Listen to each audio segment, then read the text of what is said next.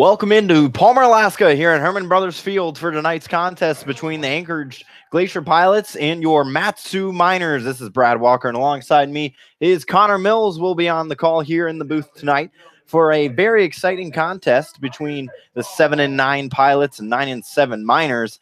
These two teams just saw each other very recently this past Friday and Saturday. The Miners getting the better of the Pilots in those two games. So we'll see what the Miners look at tonight against the two-win streak Pilots. You may wonder how they have two wins in just one day. Well, they just played a doubleheader yesterday against the Bucks, in which they won both games by 7. So we'll run through your starters for the Anchorage Glacier Pilots. Leading things off is third baseman Jordan Arruda, followed by the second baseman Ryan Knowles. Batting third is catcher Zach Presno, and in the cleanup spot is left fielder Braden Daniel. In the 5-hole is first baseman Aaron McCann, followed up by right fielder Eli Rollinson. And the last three, shortstop Mark Mumper, designated hitter Grant Parker, and the center fielder Dominic Foscalina. And they'll be on the mound facing the southpaw Ian Churchill. And so far in the season, we've seen him twice. Does have a 1-0 record, but this is his first start as a 1.5 ERA through 6 innings pitched, and has 7 strikeouts. So the southpaw out of Santa Barbara City College in California. Connor, how we doing tonight? Hi, we're doing fine. Churchill, we're still trying to get him that second win. We've been trying to update the stats from the June 22nd game. But, 2 wins for Churchill and search for his third in 3 appearances. So that's pretty good for him. And he's came in some really tough situations. We talked about this in pregame. He's been thrown in the fire and absolutely done a great job of putting it out, leaving the Miners in great positions. So we're ready to get things underway here at Herman Brothers Field. Standing in at the dish is the left-handed hitting third baseman, Jordan Arruda. Lefty-on-lefty matchup to start tonight. 59 and cloudy is your game time weather. Ian Churchill winds and delivers the first pitch. A fastball that misses high and in for ball 1. So Churchill, we just mentioned, coming out of the bullpen, just did a few short days ago against these Pilots. He winds and delivers the 1-0. Misses just outside for ball 2, where he went 2 1/3, walked 2, had 3 strikeouts, but did not allow any runs through 9 batters faced. So we'll see what he can do tonight. It's his first start. He gets Arruda to pop one into center. Moving back and under it is the center fielder Braden Merritt for out number 1. With that first out, we'll run through your Matsu Miners defensive starters. From left to right on the infield is Caleb Van Blake, Drew Swift, Brett Owen at second, Spencer Henson at first. In the outfield, in left field is Kona Quiggle. In center field, Braden Merritt. And over and right is Austin Pinarini. Those are your defensive starters for the Matsu Miners. So Churchill kicks and delivers into Ryan Knowles, who looks at a strike on the inside part of the plate. Knowles, another left-handed hitting for these Pilots. One of 3 Pilot hitters to be batting over 500 as he looks at another ball. So Churchill, long look in, winds and deals. Gets Knowles to foul it back, lines it over the box, out of play. So Ian Churchill heading the count 1-2.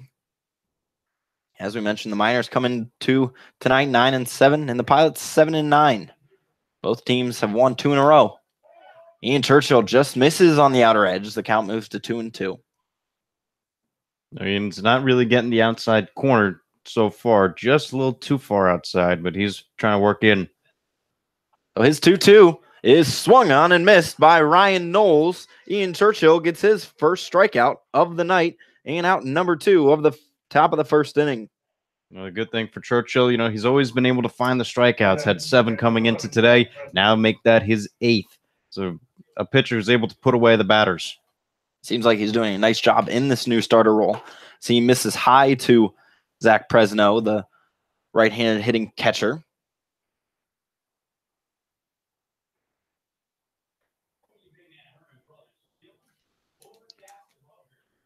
So Churchill, he's down in the count 1-0. As Connor's mentioned, just got his 8th strikeout. He misses high and in, and now has fallen in the count 2-0. And it has to be different getting the starting role instead of coming out of the bullpen. So a bit of a different feel. So the 2-out, 2-0 pitch is fouled back and out of play. Different routine than in the bullpen. When you're a starter, you have to sit back and relax a little bit. So you got to see how he'll adjust tonight. Churchill winds and delivers the 2-1. Just misses outside. He is now down in the count 3-1. So Zach Presno has worked himself into a hitter's count as he dribbles one foul off to the left side. Now Churchill has worked it back full.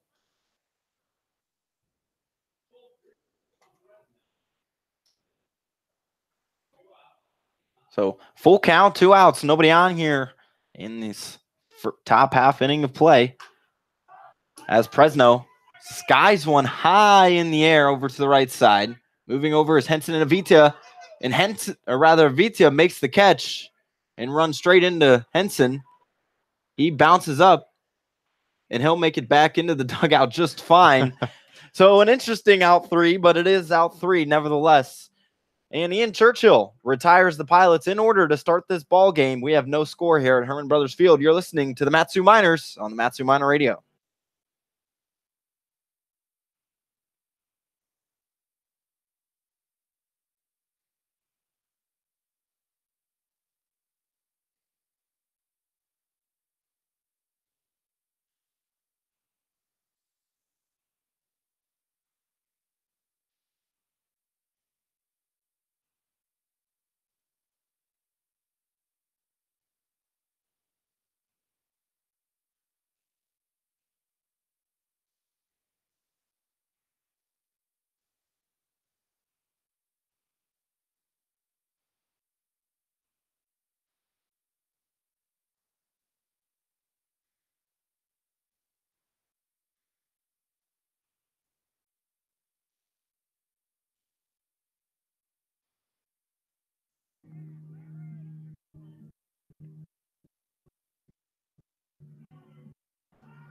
Welcome you back into Herman Brothers Field. We saw a scoreless top half of the first inning as Ian Churchill set down the first 3 Pilot hitters. And now it's time for the Mat-Su Miner bats. And their lineup goes as follows. Leadoff man in left field is Kona Quiggle, followed by the designated hitter Aaron Walters. In the 3 spot is right fielder Austin Pinarini. Cleaning things up for the Miners is first baseman Spencer Henson. And in the 5 hole is third baseman Caleb Van Blake, followed up by catcher David Avitia. And then in the last 3 spots of the lineup, second baseman David Owen, center fielder Braden Merritt, and shortstop Drew Swift. And they will see the right-handed thrower Joe Fitka. Fitka out of Chicago State. And throughout this season, all 3 games he's appeared in, he has started, has an 0-1 record, 4.5 ERA through 12 innings pitched, 12 strikeouts, and has walked 4.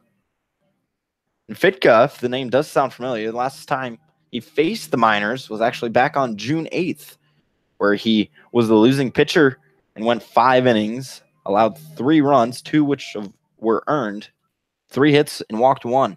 So he'll face this sort of newer Miners lineup as we've acquired some new guys since then. And stepping in up to the plate from the left side is Kona Quiggle. So we'll see a righty on lefty matchup to begin, unlike the top half of the inning where it was vice versa. Kona Quiggle, the tall left-handed hitter. Fitka will deal from the stretch. He hits the outer edge for strike 1. So we mentioned both teams coming into tonight on 2-game win streaks. The Pilots finding some much-needed wins yesterday and 2 dominant victories over the Bucks. Fitka kicks and fires, and Quiggle, right off the inside of the bat, is just outside of the diving Aruda in foul territory for strike 2. And the Miners sweeping the quick 2-game series in Anchorage this past Friday and Saturday. And really, Connor, I know you said it in pregame, this game is pitching versus hitting at its best. Yeah, it is. The Miners, their whole pitching staff, bullpen has been tremendous. Starters have been able to go at least 4, at times 6. As Fitka misses high for ball 1. But the main point is they've been able to keep the Miners in every game that they've been in. There's been no blowouts here really either way since the beginning. The only real blowout was the first win for the Miners. So the 1-2 from Fitka just misses low for ball 2. We're tied up at 2 here in the bottom of the first inning. No score. And you really mentioned there hasn't been a lot of blowouts for this minor team, only scoring 60 runs so far this year, which is last in the ABL. As Fitka's 2-2 is swung on and missed. Conequiggle kind of with a half swing, realized he didn't want to swing too late, so he strikes out for out number 1 in the bottom of the first inning. With this out and break, we'll run through the defensive starters for the Pilots. At third is Zaruda. At short, Mumper. Over at second is Knowles. And at first is McCann. And then Daniel out and left, Fascalina in center, and Rollinson in right. And the man behind the plate, Zach Presno. So 1 out as Conequiggle just was sent down. That brings up the designated hitter. And left-handed hitting, Aaron Walters. He looks at a strike, 0-1. And Connor, the difference between a pitching team and a offensive team is offensive teams are never really out of the game. Whereas if you're a pitching team, it's a 1-0 ball game and you need a hit, it's going to be more tough to get as Walters looks at an outside ball. Yeah, that's true. But as you said, if you have the pitching, you're really never out of it. The bats, the bats could score 14 runs one game, but then, they might only score 1 or 2 the other one, where you need those 14 runs that you had the other day. Fitka's 1-1. He misses high. The count is now 2-1 with 1 out. Hitting, it's day to day. You would love to have consistent hitting, but pitching, if you can consistently pitch and hold the opponent to 1 run, 2 runs, 3 runs, as the Miners have been doing. As Fitka once again misses outside, Aaron Walters has now worked a hitter's count with 1 out in the bottom of the first. We're still scoreless. The point is you're going to win a lot of ball games. Yeah, and it's not like the Miners' hitting has been bad. It's just been sort of flippy-floppy. It's been good one day and not so good the next. So hopefully we have a good day of hitting as Walters takes for strike 2. The count is now full with 1 out. And we didn't see a terrible hitting performance on Saturday night. There just wasn't a lot. And luckily for the Miners, the pitching was there. Well, Guardado did a tremendous job going 6 innings, getting 8 strikeouts. Full count pitch into Walters. He looks at it for strike 3. So Fitka has set down the first 2 Miners batters on strikes. And we have 2 outs in the bottom of the first with no score.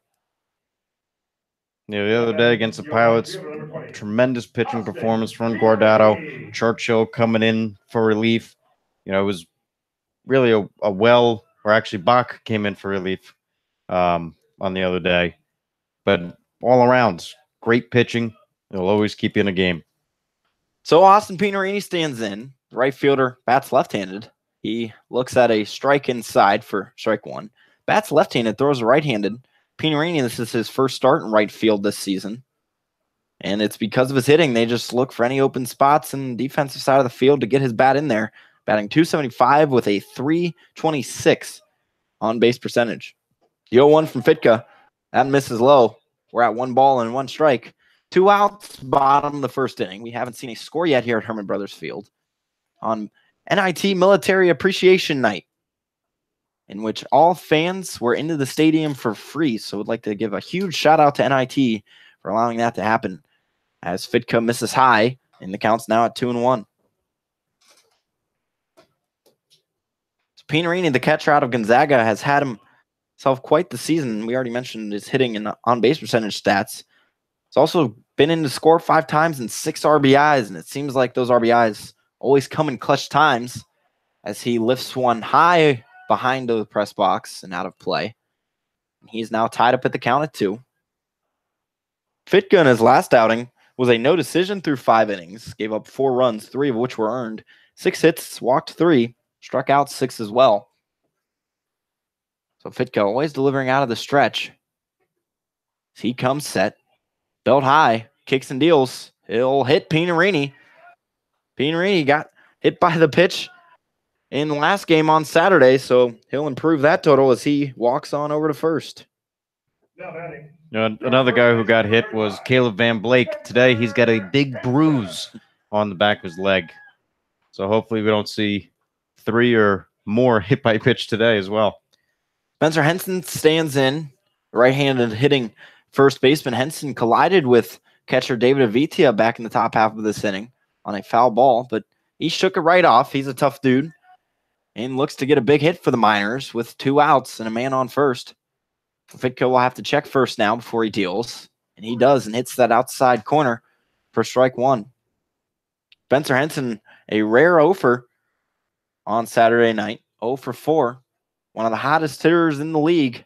He's actually tied for first in batting average with 361. He's tied with the Bucks' Jake Veith. He looks at a strike inside, 0-2. And Henson, with clear frustration, kind of steps out of the box and takes a big deep breath as he did not think any of those 2 pitches were strikes. Nevertheless, he has to protect now with 2 outs. Fitka comes set, kicks and fires. The 0-2 is fouled off over to the right side and out of play. Over into a big crowd, and as we mentioned, Military Appreciation Night, NIT, providing free tickets to all admissions. Free admission to all would be the word there. We got you. So Henson is fouled off 1, and we're still at 0-2. Joe Fitka comes set, glancing over at first. His pitch. This is low and away. 1 ball, 2 strikes. Spencer Henson also pitched on Saturday night. He got the save, actually. Came on in the 9th inning and mowed batters down. So 1-2 count. Fitka from the mound. Pinarini's on the move, and Henson fouls it back over to the right side. So Henson obviously swinging all the way there as Pinarini was moving. He does not have a stolen base so far on the season. So a hit and run situation was definitely on there.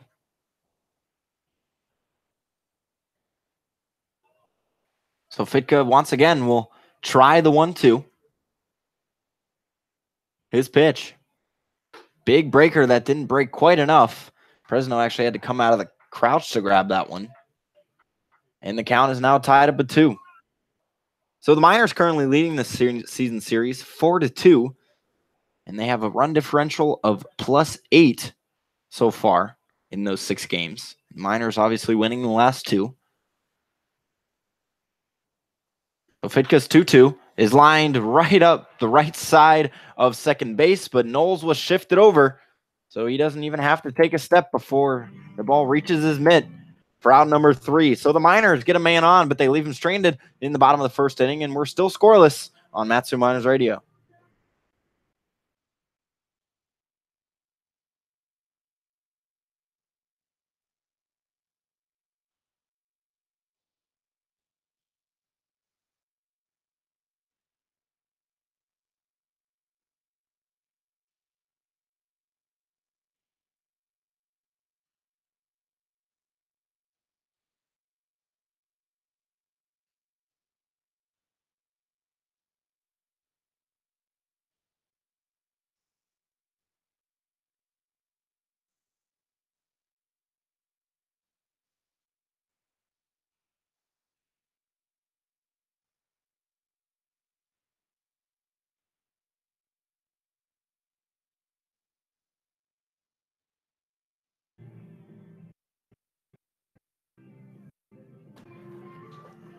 We're back on Matsu Miners Radio. We saw no score through 1 inning of play.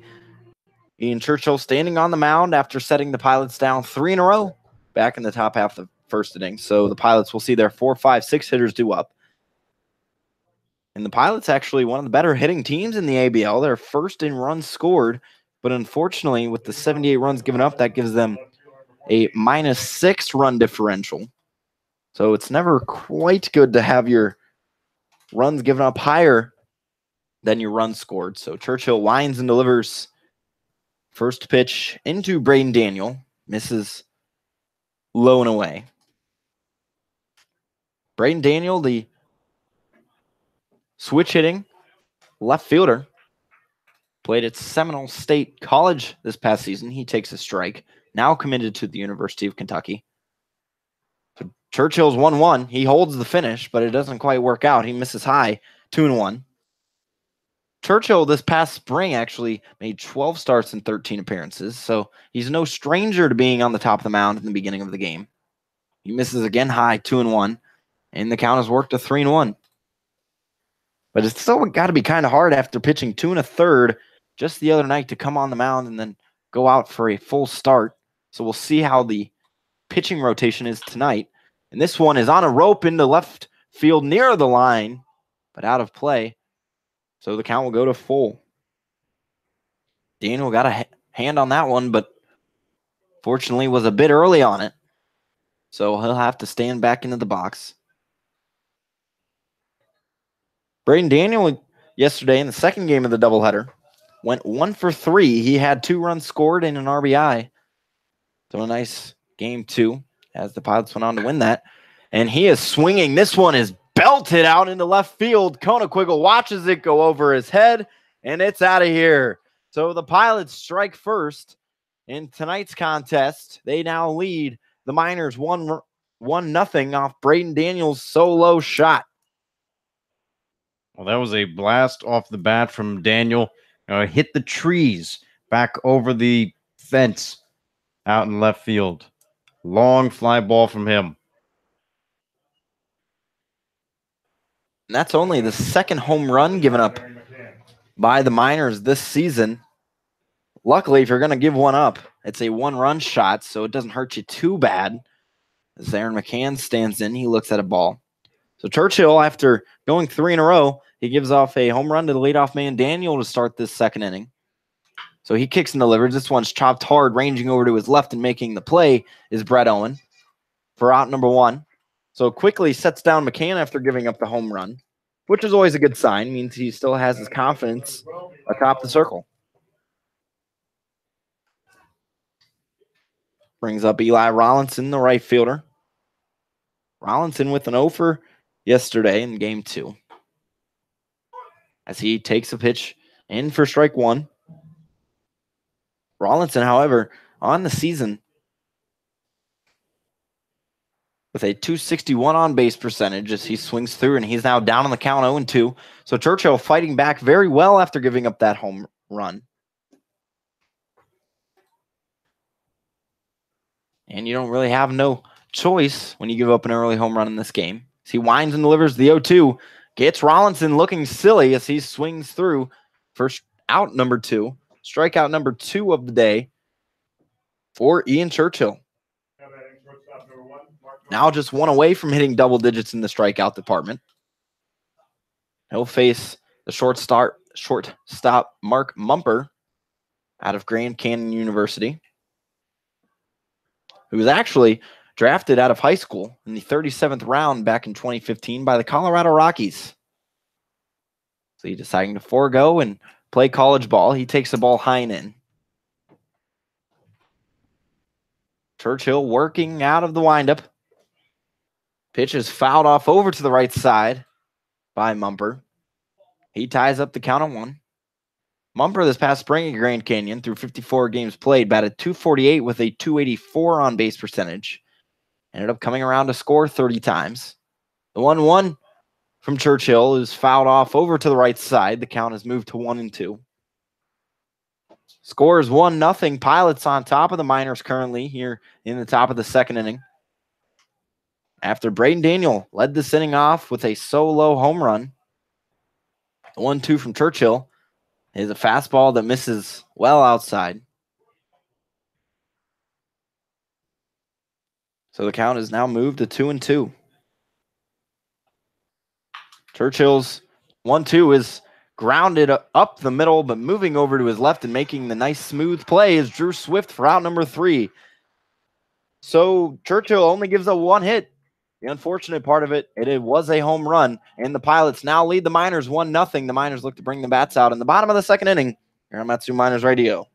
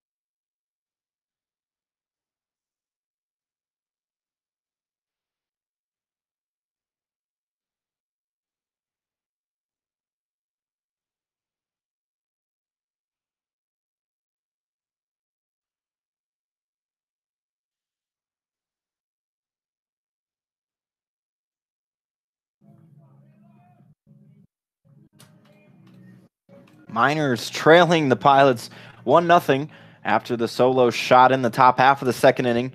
Nevertheless, they have due up Van Blake, Avitia, and Brett Owen for the Miners.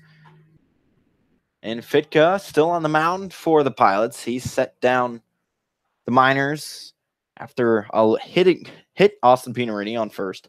So Van Blake will stand in, the left-handed hitting third baseman. He went 2 for 2 back on Saturday night and actually reached 4 times. You mentioned earlier in this game, Connor got hit twice and has a big bruise to show for it. So he'll look to avoid being a ball magnet tonight.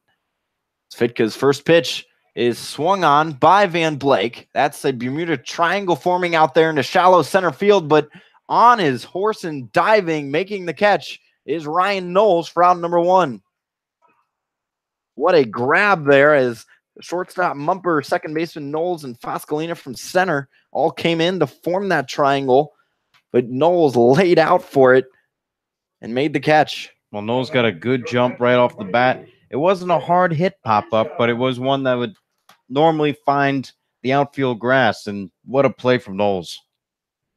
So Fitka, now with 1 out, facing David Avitia, righty-on-righty matchup.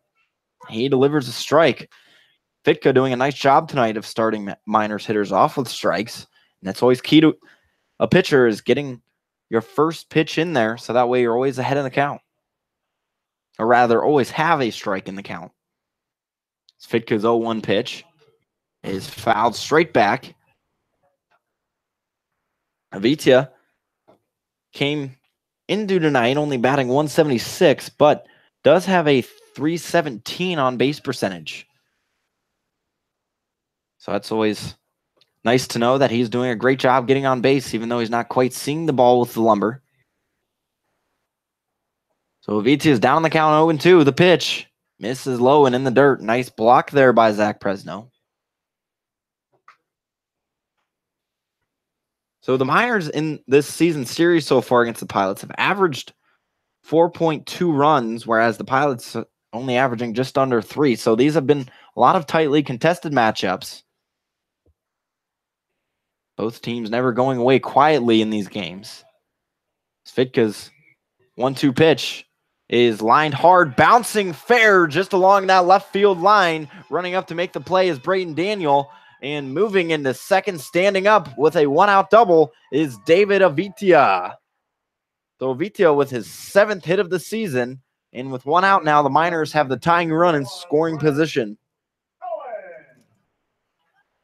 So Brett Owen will look to drive across Avitia. That's Avitia's 2nd double of the season. And that's going to call for a break in the action. Zach Presno will talk to his catcher, Fitka. And I tell you what, Aruda almost made the play, but since he didn't, it just didn't roll fast enough to get to Daniel and Connor. That allowed Avitia to get to second. Well, yeah, it was a nice bouncer right up the third base line to try to get into the outfield, and it did. Aruda tried to make the play, just couldn't get there in time. So Owen stands in, the right-handed hitting second baseman. Been a few days since Brett Owen's seen an at-bat.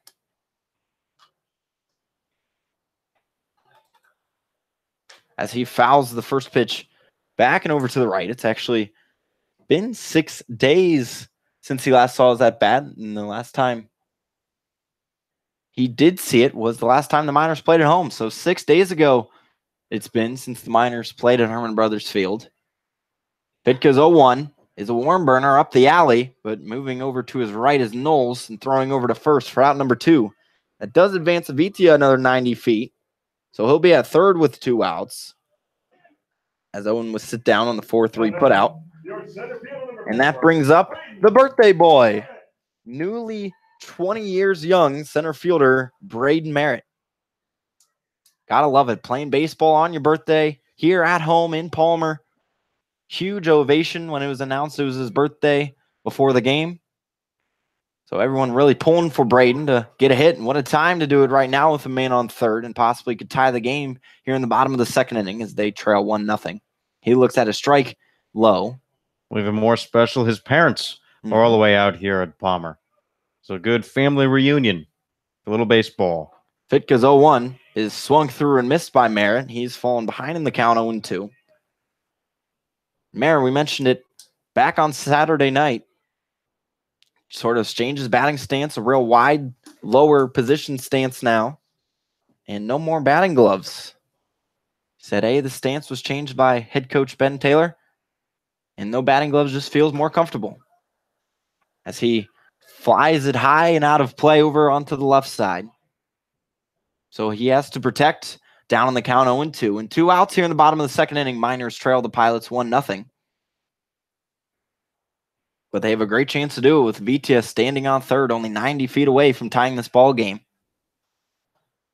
Fitka, he comes set. His 0-2 pitch is slapped into left center field. Will it get through and into the gap? It will drop a one-happer to the wall. Merritt's around first, standing on second. The RBI double to tie the game comes courtesy of the birthday boy, Braden Merritt. Well, Merritt down 0-2 in the count is able to line one right into the gap in left center field. Great piece of hitting for him. And you have to wonder, why was that pitch in the strike zone? You're ahead 0-2. Fitka must have missed a little bit, and Merritt made him pay for it. Really did. Merritt now, with that new stance and some changes, really seeing the ball well. And that just makes you feel good. It's a kid's birthday, and he delivers big for the Miners, tying it up. Only the second inning, but still huge to tie the ball game up. Nevertheless, I mean, we call him a kid, but I mean, we're the same. We're that's about true. the same age. That's true. We're still kids as well, as Drew Swift stands in, looking at a ball chest high. Count moved to 1-0, and his high school, Braden Merritt's high school teammate now, named Drew Swift, stands in. So can he hit the birthday boy around? As Swift looks at another ball high, 2-0. Swift did not get a hit back on Saturday, but he's another one of those high on base percentage guys at a clip of 258. So you got to have Swift in the lineup, and his defense is absolutely superb. So Merritt, that's his 6th hit of the season. As Swift swings that pitch and lifts it high into the left side foul ground, and making the grab is Braden Daniel for out number 3.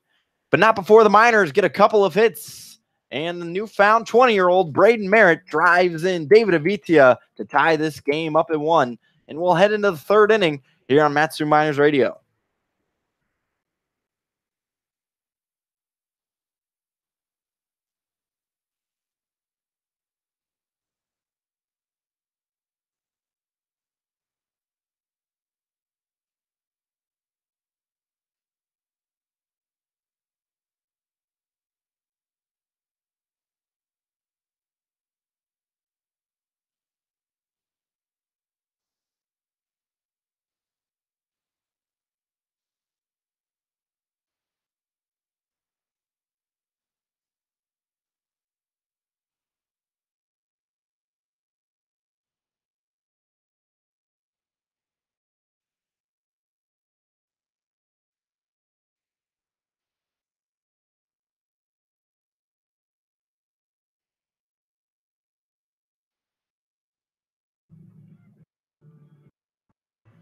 We welcome you back into the 3rd inning here at Herman Brothers Field in Palmer, Alaska, for this contest between the Pilots and Miners, and we're all tied up at 1, as we saw both runs being scored in the 2nd inning.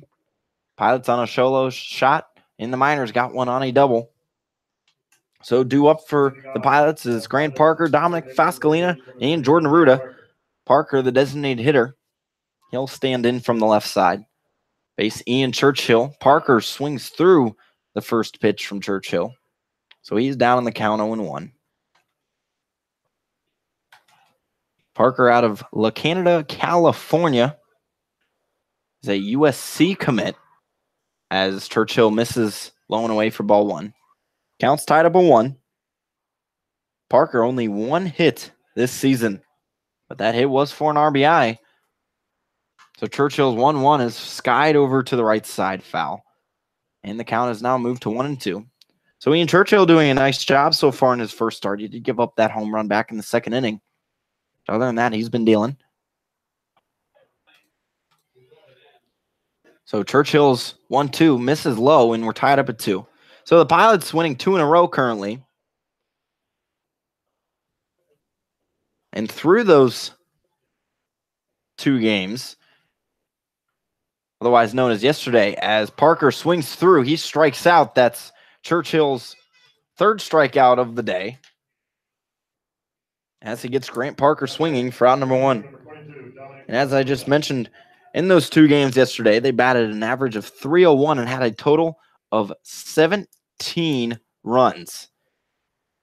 Very impressive. They won game 1 7-0 and game 2 10-3. So Dominic Foscalina stands in. He looks at a ball inside 1-0 on this hot-hitting Pilots team, ranked 1st in runs scored with 72 on the season. So Foscalina, warm burner over to the left side, and foul. Counts now tied at 1. And also, this is a huge stat. They are 1st in on-base percentage with a clip of .348. No, with only batting .222, I guess you will bring a lot of runs to score with that high on-base percentage. Strike 2 inside. That was near Foscalina. He didn't agree with it, but it was strike 2. So Ian Churchill winds and delivers. His 1-2 is just dribbled off to the right side, foul. Foscalina went 1 for 2 yesterday, and that hit was for a double and brought in 3 RBIs. So when needed, he delivered. Ian Churchill stands on the rubber, shakes off the first signal from Avitia. Now is ready. His 1-2 is swung on, foul over to the left side. So Foscalina doing a nice job of protecting as he's down the count 1-2. Scores tied up at 1 here in the top of the 3rd inning at Herman Brothers Field. Churchill winds and delivers. He misses low and in the dirt. We're tied up at 2.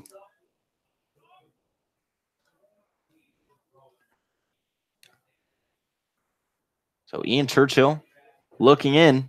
His 2-2 is chopped over to third base, and Caleb Van Blake can't make the play. That'll squirt out in the left field, and Foscalina will reach. I believe that will be scored as an error, and it is, as that was just kind of chopped funny by Caleb Van Blake and couldn't quite come up with it. So man on first now for the Pilots, and Jordan Arruda stands in. Left-handed hitting third baseman. Churchill, for the first time tonight, will work out of the stretch. His first pitch misses high and away for ball 1. And in batting practice, we even noticed Van Blake had troubles over there at third, so you got to wonder if that's in his head right now, Connor. I mean, sometimes, he did. There was one ball that bounced funny on the ground, came up to him, but a couple days ago. And Arruda skies one in to center field, moving in slowly as Merritt. He makes the grab for out number 2. But, he's a ball player, You get hit some days, other days you hit. So, this one kind of just took a funny bounce and didn't go his way. That brings up Ryan Knowles. He's 0 for 1 tonight. Struck out back in the first inning. Man still on first for the Pilots in this tie ball game, 1-1. In the top of the 3rd inning. So Churchill kicks and deals. He nails the outer edge for strike 1. Churchill, much like the rest of these minor pitchers, has to do a great job of command and staying ahead in counts. So Churchill comes set. He brings his glove and hand high and then drops it down before he delivers. As he hits the zone once again, he's ahead in the count 0-2. Churchill looking in, looking to set down Ryan Knowles. Knowles now with 2 strikeouts on the year after striking out in the first. There's a man on the move, so Avitia will throw down and get him out for strike 3. So David Avitia sets the Pilots down for out number 3. And the Pilots do get a man on, but he'll be thrown out at second, and Ian Churchill delivers another, second scoreless inning. Now 2 out of 3 scoreless for Ian Churchill. And we're tied up at 1 here at Herman Brothers Field. Keep it here on Mat2 Miners Radio.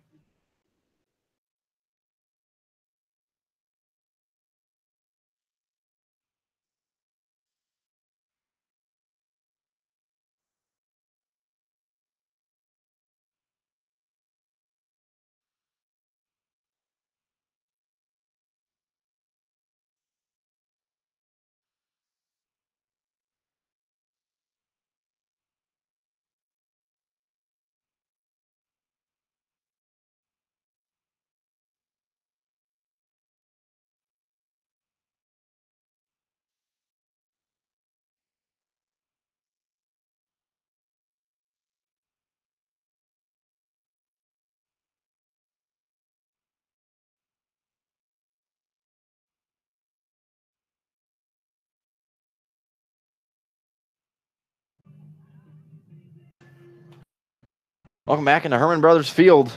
We're tied about 1 through 3.5 innings. As the Miners bats come up, it'll be back to the top of the order with Quiggle, Walters, and Pinarini. The Miners back in the last inning getting a big RBI double from Braden Merritt to tie this game up at 1. So Kona Quiggle standing in. He's 0 for 1 today. Struck out swinging in his first at-bat. Leading things off for the Miners here in the third, your left fielder, number 24. So Quiggle has definitely been on an up streak. Came into tonight batting .295 with a .338 on base percentage. So Fitka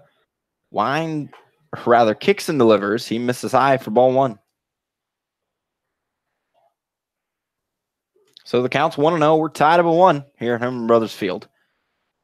Joe Fitka comes set.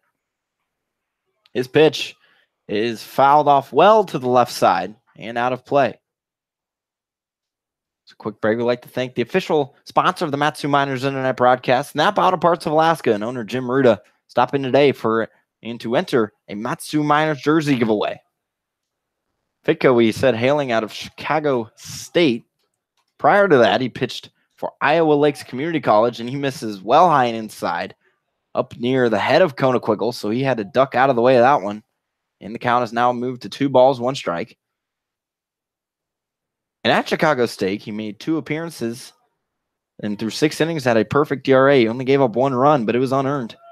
2 hits and 5 walks. And Kona Quiggle sends one deep into center field, moving towards the warning track as Foscolina, and he'll be camped under it to make the catch for out number 1.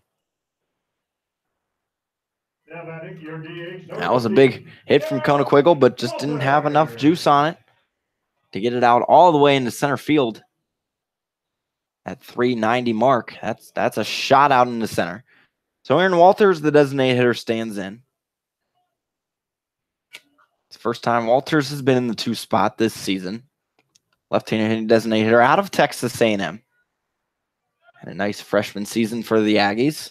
As he lines one deep into right field. That's going to be a 1-hopper to the wall. He's on his way to second. The throw in is not in time. He slides in safely. So in back-to-back innings, the Miners get a 1-out double. Last time it worked out quite well. Hopefully it goes the same this inning. Well, Walters has been due for a long time, and he's starting to break out of it within these last couple games. A nice line drive double right up the right field line for a great hit. And it really was. He just sat back on it perfectly, got the hands through the zone, and then rocket shot out into right field. Nice hit there from Aaron Walters. That's actually his 4th double of the season. So left-handed hitting Austin Pinarini's in there. He looks at a strike. Pinarini, we mentioned, has 6 RBIs on the season. He's been clutch and providing some great runs for the Miners. Back in the first inning, he was hit by a pitch, so one of only 3 Miner hitters to reach base. So he looks at a strike outside, 0-2. Strike zone seems to be a bit big tonight. Pitcher friendly, but just something the batters will have to adapt to. Pinarini is normally behind the plate, but playing in right, making his 3rd start in the outfield this season, twice in left, once in right. So Fitka will come set. He's up in the count, 0-2 with 1 down. His pitch, big breaker that Pinarini waits on and sends it down the right field line. He'll be aboard, and around third trying to score is Aaron Walters. He'll do so easily, and the Miners will take the lead 2-1 in the bottom of the 3rd inning. Great hitting back-to-back from Walters and now Pinarini. These are the bats that the Miners have been lacking for the majority of the season. They're starting to break out in the end, and it's a nice sight to see.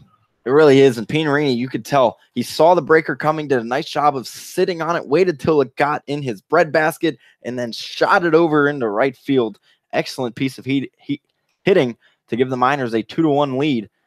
And what a time to bring up their hottest bat in the lineup, Spencer Henson, who, as we mentioned earlier, tied for first in the ABL with a .361.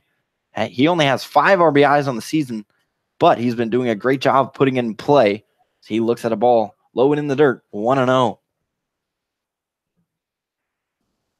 So Henson, the right-handed hitting out of Oral Roberts. What was a more two-way player back this past spring, or rather one-way.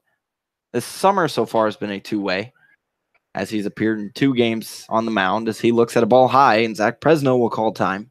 Talk to his pitcher, Fitka. With this break, we'd like to thank the official sponsor of the Mat-Su Miners Internet broadcast, the Napa Auto Parts of Alaska and owner Jim Ruda. Go to any one of your locally owned and operated Mat-Su, or rather Napa Auto Parts of Alaska, to enter into a Mat-Su Miners jersey giveaway today. So Henson lined out to the second baseman Knowles back in the first inning. That ended the inning as Knowles was shifted over, and he's still over in that area near the bag. So the Miners ahead 2-1. Bottom of the third inning. They've tacked already one on this inning. And Henson, hard liner to short, but Mumper makes the routine play for out number 2. That'll hold Pinarini at second base. And nevertheless, the Miners still have a runner in scoring position, as they do have 2 outs now, however. And that brings up the third baseman, Caleb Van Blake, who got his first 2 hits in a Miners uniform back on Saturday night, going 2 for 2 with an RBI. So he'd like to do similar things right now with Austin Pinarini standing on second. Fitka looks in, his pitch. Missed outside for strike one, rather hit the outside corner for strike 1. Van Blake out of UC Davis. I mentioned this is only his 3rd game as a Miner. Fitka's 0-1. Big bender that nails the bottom of the zone. He's ahead in the count 0-2 with 2 outs. Bottom of the 3rd inning, Miners already on top 2-1. They've already gathered 4 hits so far through 2 2/3. So Fitka, his 0-2 pitch is hit high in the air into right field. That one's going to hit the wall and bounce into Rollinson's glove. That was hit so hard that Van Blake's going to have to stay on first as Austin Pinarini comes in to score in the Miners. Now lead the Pilots 3-1. Well, this is some great hitting from Walters Pinarini, and now let's add Caleb Van Blake. Line drive right off the fence. The Miners bullpen is going crazy out there in right field. It's a good time to be a Miner right now. And Van Blake, that's his 3rd hit of the season, 2nd RBI. So is now provided in just his early campaign as a Miner. As David Avitia stands in, he looks at a ball high and in. And you got to love the energy out of the Miners bullpen. And you got to love the energy out of the crowd tonight. Wonderful crowd on hand tonight at Herman Brothers Field. It's NIT giving free admission to all that came. So the 1-0 into Avitia is swung through, and we're tied up at 1. Avitia in his first at-bat back in the 2nd inning doubled with 1 out, and then ended up coming around to score the Miners' first run of the ball game. So Fitka comes set, his pitch. Van Blake is on the move, got sort of a late jump, and just barely is tagged out at second to end the inning. So this twice now in the 3rd inning, we've ended on a runner caught at second. Nevertheless, the Miners tack on 2 more runs on 3 hits and now lead the Pilots 3-1. We head into the 4th inning and throw it over to Connor Mills on Mat-Su Miners Radio.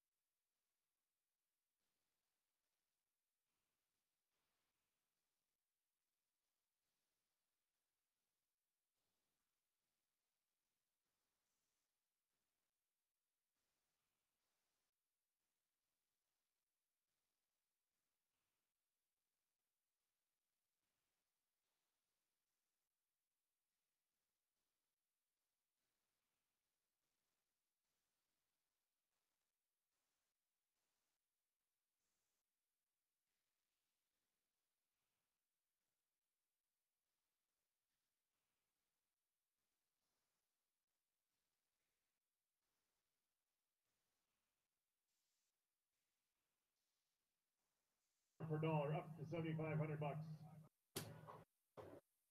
Now leading off for the Glacier Pilots, second baseman number 4, Ryan Knowles. It's the top of the third inning. Ryan Knowles leads us off for the Anchorage Glacier Pilots. The Matsu Miners have a fresh new lead, 3-1, as Knowles attempts a bunt, fouls it back to Avitia at the plate. So the Miners 3, Pilots 1. Ian Churchill, only giving up the 1 run, has been very successful since then. Knowles, Presno, and Daniel due up. Knowles struck out in the first inning. And we're coming to you live from Herman Brothers Field here in Palmer, Alaska. As a swing and a miss from Knowles puts him down. No balls and 2 strikes. And throughout the broadcast, if you have any questions for me or Brad, reach out to us through the live chat on YouTube or Twitter. As the pitch is fouled off towards the left side.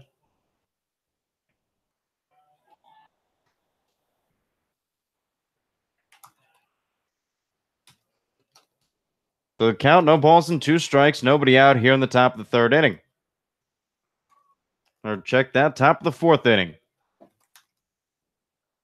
Churchill, lefty, deals a breaking ball right down the strike zone for strike 3.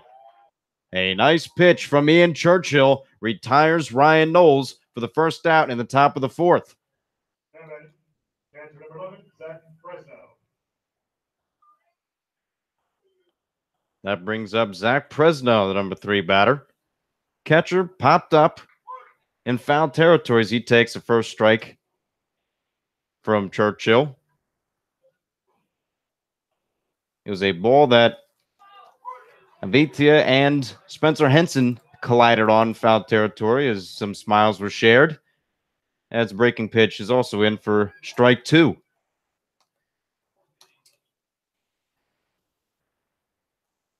Presno takes a ball high from Churchill. 1 ball and 2 strikes with 1 out. Top of the fourth. Churchill working fast as this one is poked out into center field. Moving over from center towards left is Braden Merritt. He makes the catch, and there are 2 away. So Ian Churchill settling down. Number 14, Brent Daniel. Braden Daniel, last at bat, the only run scored for the Pilots. A big home run from him right down into left field. Churchill starts him off speed for strike number 1.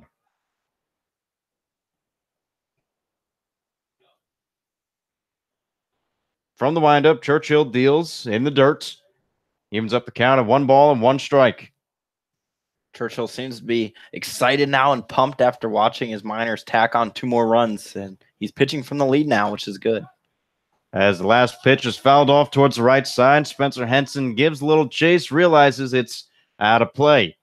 A pylon near the new indoor dugouts by lots of Miners fans for that foul ball. As the count goes to 1 ball and 2 strikes with 2 away in the top of the fourth inning. Churchill has a sign. He deals. Swung on, and this one is blasted out into left field. He might have a second one if it's fair, but it is foul. Braden Daniel giving a charge into the ball today. Nearly had his second home run, but that one goes the Miners' way as it is a foul ball. So the count to Braden Daniel remains at 1 ball and 2 strikes.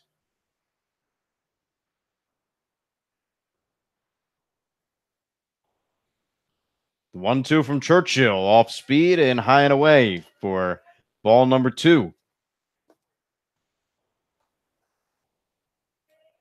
So 2-2 the count, 2 outs. Churchill's pitch right down the middle, strike 3 called. And Churchill with 2 strikeouts in the inning. No hits, no runs, no errors. Ian Churchill is dealing through 4. You're listening to the Matsu Miners on the Miner Radio.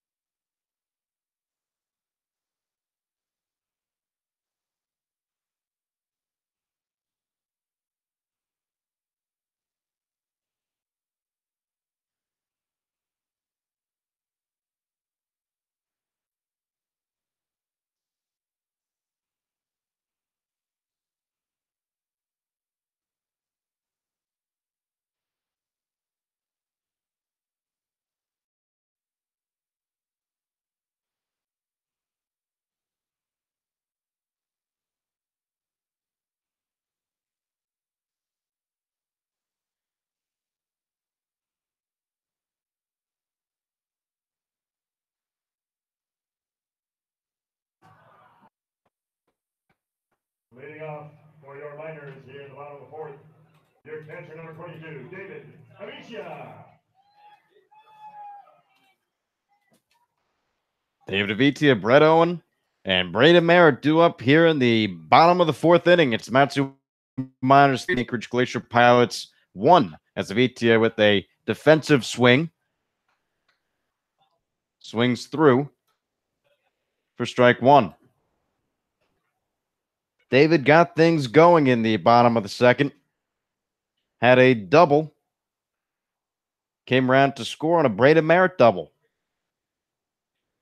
The pitch from Fitka is taken in for a called strike, so no balls and 2 strikes to David Avitia.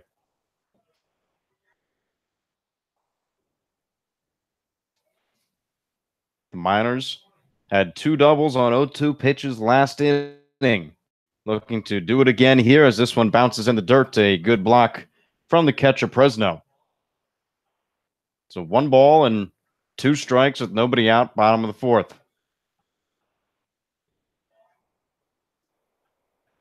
We appreciate all the comments we get to the YouTube live stream and Twitter and Facebook.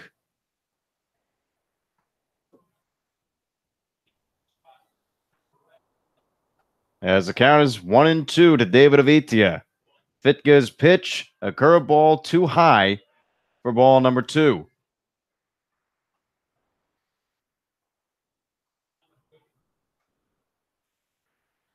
Last inning, we had RBIs from Pinarini and Caleb Van Blake to put this lead Miners 3 and Pilots 1 as Avitia swings and fouls it off, a bouncer in foul territory. Nice job protecting there from Vitia. Didn't really see a great pitch, but it was near the zone, so you have to swing. So protecting at the plate and working the count, 2-2. David Avitia batting from the right side. Pitch from Fitka swung on. This one's popped up and out of the stadium.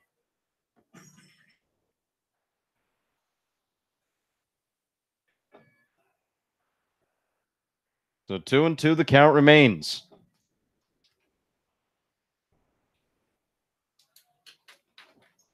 Vitia doing a nice job of working Fitka right now, just trying to extend this at bat.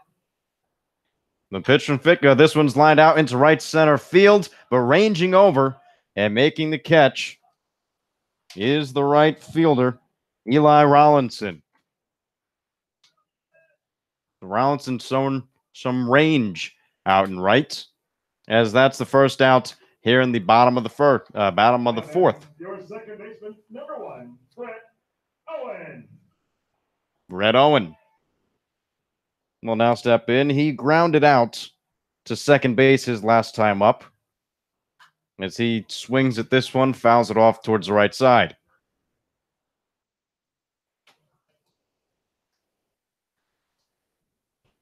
Brett Owen, we mentioned, hasn't had a lot of at-bats recently, but a guy that's been working progressively. His swing's looking better this summer, and it shows being in the lineup right now.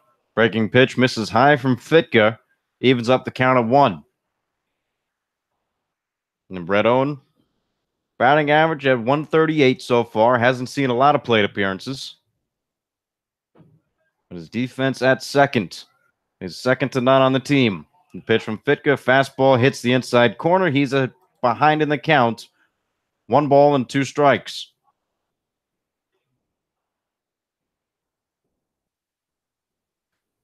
One, two, the count. 1 out, bottom of the fourth.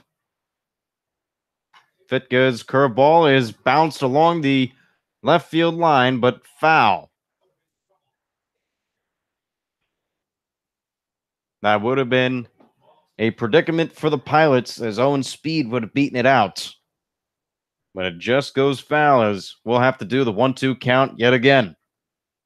Yeah, if that grass is cut just a little higher, that would have stuck to that third base line. It would have been a very tough play. Whomever would have came up on it.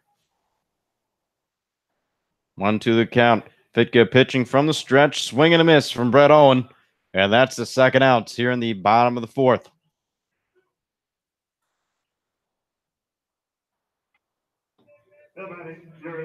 That will bring up the birthday man, Braden Merritt.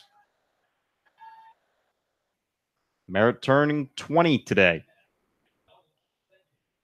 Had a RBI double in the second inning, drove in David Avitia. Merritt batting from the left side, facing Fitka. He takes a breaking ball in there for called strike. So the count, no balls and 1 strike.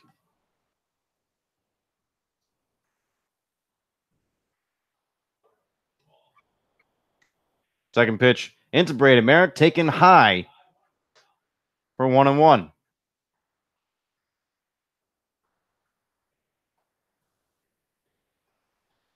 Merritt able to raise his batting average for the season, 231 on that last hit. Swing and a miss from Merritt brings the count to 1 ball and 2 strikes. Merritt just making those adjustments, and that's what baseball and sports is really all about, making those changes, getting yourself better, and he's a good example of it, making those nice changes in his swing, and it showed back in the second inning rather.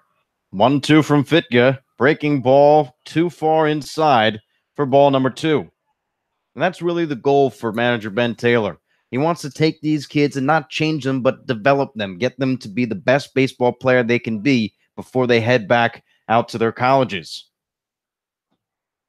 The 2-2 swung on, fouled off towards the left side. Looks like some rain has started to fall here at Herman Brothers Field, as umbrellas are open. It doesn't look like the crowd is much affected. 2-2 the count, 2 outs, bottom of the 4th. Fitka sets, deals, foul ball for Merritt. He stays alive. Merritt doing a nice job just keeping that swing nice and simple and to the point, and just fouling off pitches that aren't really in his sweet spot. And Brady Merritt. A hold from Fitka, swing and a miss for strike 3. Merritt goes down swinging, and that's it for the Miners here in the bottom of the 4th inning. As we head towards the top, you're listening to the Mat-Su Miners on the Miner Radio.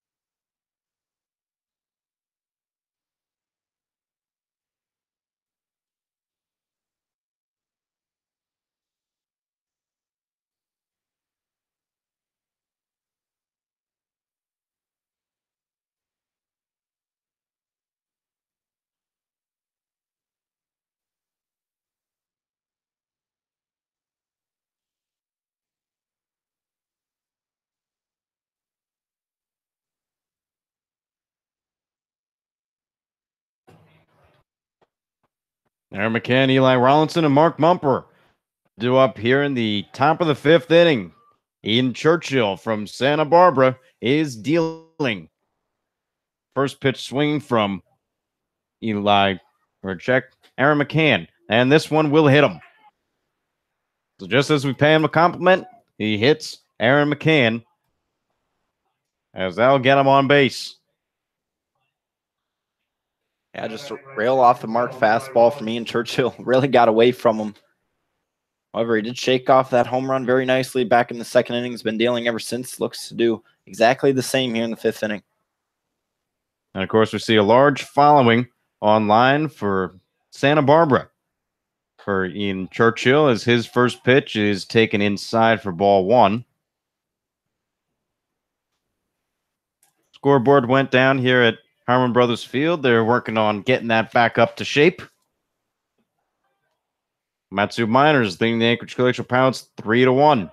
Fastball misses outside for ball 2. 2 balls, no strikes, nobody out. Top of the 5th inning. Aaron McCann's at first, and at the plate now is Eli Rollinson. Churchill checks over to McCann. He's back standing.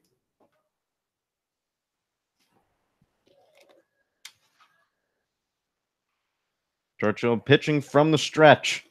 Hasn't had to really do that since, well, really a long time in this game, as nobody was left on bases. That pitch sails high, 3 balls and no strikes. This would be the first time starting pitcher would need to pitch from the stretch. McCann's first one on base. The pitch from Churchill swung on 3-0 is lifted out into right field, making ground, and a nice sliding catch, Austin Pianarini. So Pianarini, a late break on the ball. He's able to jump on it, slide feet first to make a tremendous play for Ian Churchill. It really was. And with the grass being a little slick right now from the rain, he slid out, I think, an extra few feet. So nice job for the newfound outfielder, Austin Pianarini. With that, they'll bring up the shortstop, Mark Mumper. Grounded out to short his last time up. Mumper batting from the right side, lays down and attempts a bunt, does not get it. And, oh, so close, was a pickoff attempt from David Avitia. From the way that we saw it up here, it looked like Avitia nabbed McCann at first. A good tag by Spencer Henson. But nonetheless, it looks like he will remain on first, and there's still 1 away. 1 ball, no strikes. Now there is 2 balls and no strikes on Mark Mumper. Tell you what, Avitia is so good at those snap throws. He's gotten 1 guy at second already this year. Almost got down at first. So quick from propping out of the crouch that runners, it's really difficult for them to get back. The 2-0 from Churchill taken for a called strike outside corner. So 2 balls and 1 strike with 1 out, top of the 5th inning. Miners leading the Pilots 3-0.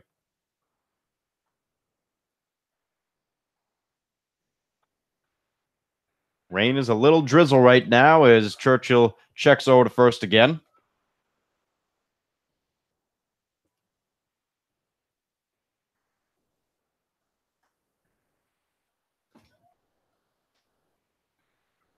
A long stare down from Churchill to Avitia. He's set now. Ready and pitches. Swung on, fouled straight back for strike number 2. This is good for Churchill to work the 2 strikes right now against Mumper, as he's fallen behind on many counts so far this inning. So far for Churchill, 42 strikes, only 28 balls. 2-2 the count. The pitch swung on, and this one is poked out towards the right side and just foul, as the count will remain at 2 balls and 2 strikes. Churchill 5 strikeouts on the day, looking to get his 6th here against Mark Mumper.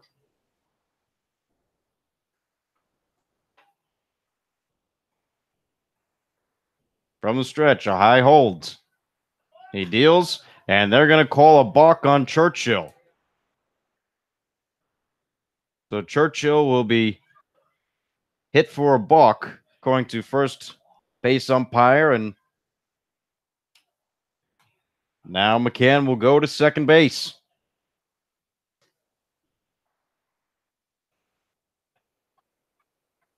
That's the first balk of the season for Churchill, as the count still remains 2 balls and 2 strikes. And Brad, I didn't really notice anything different in his delivery. I think he just may not have come set. When he normally brings the glove down, he didn't stop this time, and that'll always ensue a balk. Good catch. Churchill now stares back at second, and he deals. Swung on, fouled off. And we'll do it all over again. 2 balls, 2 strikes, 1 out. Runner in scoring position, Aaron McCann. He got on base by a hit by pitch.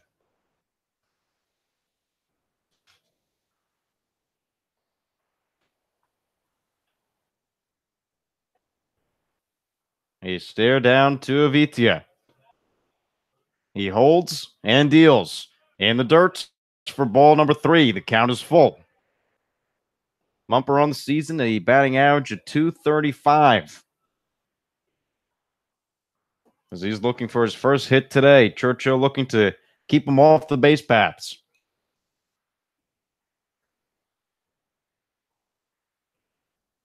Again, a long stare down to David Avitia from Ian Churchill as they look to get the signs. And that will draw a time call from Mumper.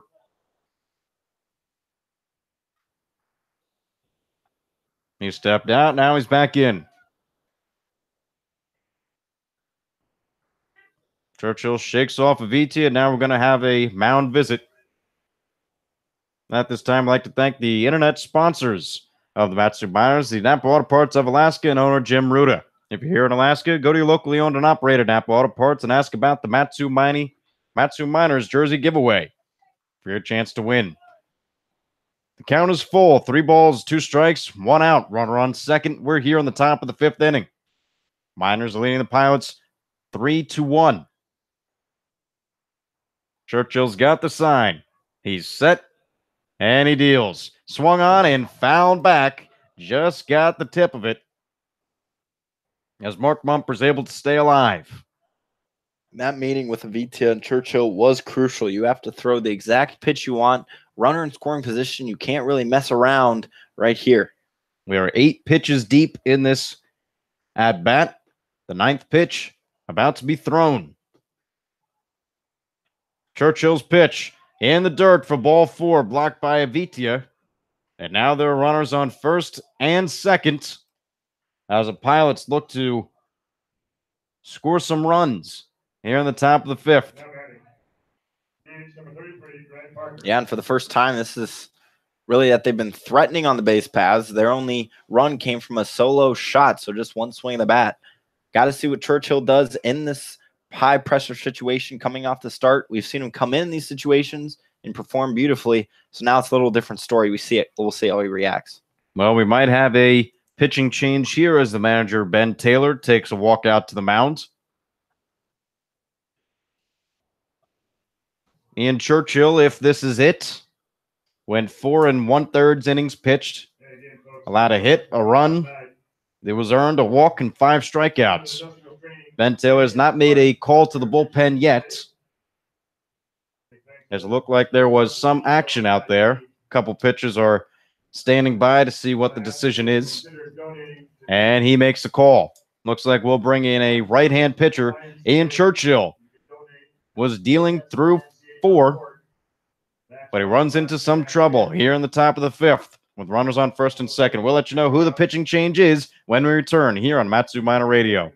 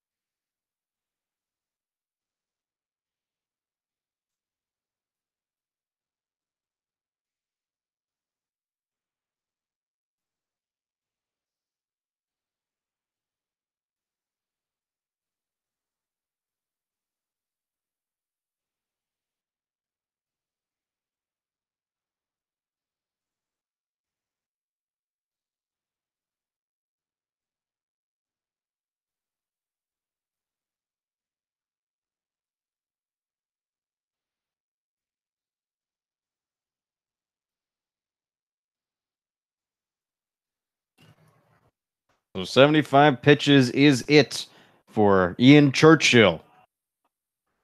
Stat line as it reads, 4 1/3. Allowed a hit, 1 run, but the runners on first and second are Churchill's responsibility. Allowed a walk and 5 strikeouts. So a quality pitching start for Churchill in his first start for the Miners, as Noah Cordova will come in for relief. Cordova, the tallest pitcher on the staff, 6'6", 195 pounds, from Chandler Gilbert Community College in Arizona. A sophomore there, hometown also Gilbert, Arizona. As he will look to come in here and shut down the Pilots. First pitch is a fastball in the outside corner for a called strike, as he is here against Grant Parker.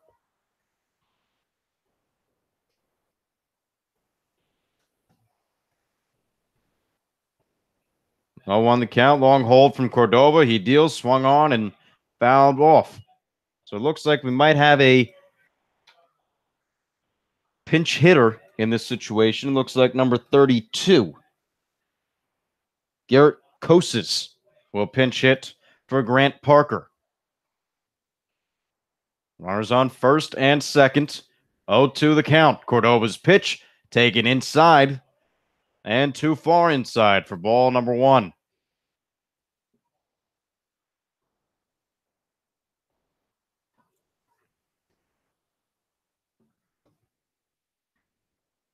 The left-hander, Garrett Kosis, jumps out of the fastball from Cordova. Count goes to 2 balls and 2 strikes. Cordova, a little too much grip on that one. Held on it just too long for the inside pitch. And for Cordova, a 2 ERA in 4 games. In 9 innings pitched, 4 strikeouts. The 2-2 swung on, popped up towards the left side, moving into foul territory is the third baseman, Caleb Van Blake. He goes all the way in fair territory, and that's going to be a fair ball, but the infield fly rule will be called, and now the base runners are confused.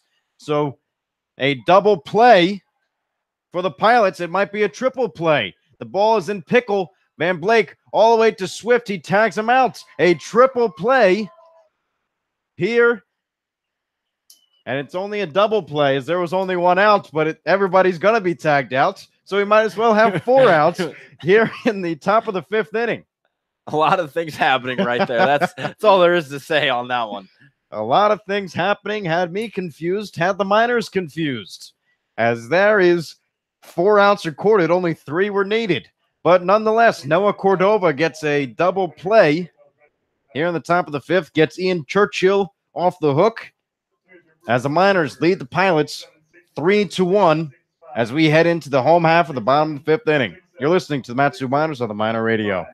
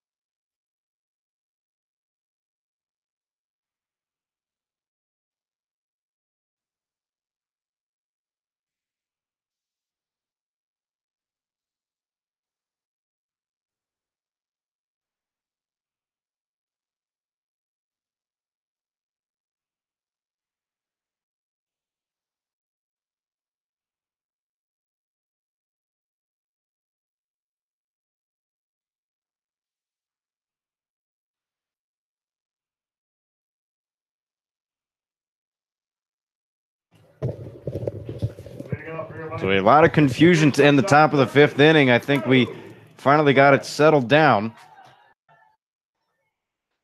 as the Miners still lead the Anchorage Glacier Pilots 3-1. Noah Cordova in a scoreless 2 outs in a weird double play as Drew Swift stands in. First pitch to him is a fastball on the inside corner.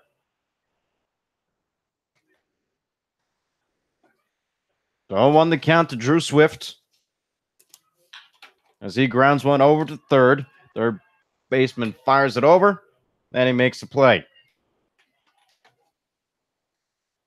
So Aruda with the fielding the ground out retires Drew Swift. As we're at the top of the lineup now, as Kona Quiggle will bat from the left side.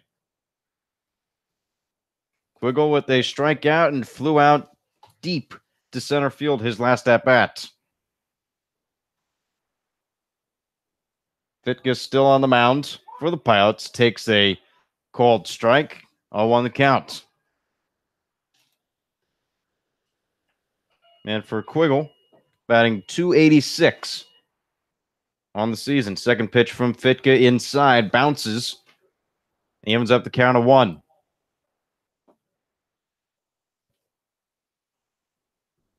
Quiggle doing a nice job ever since getting moved up to that leadoff spot. Very productive, getting on base in any way possible.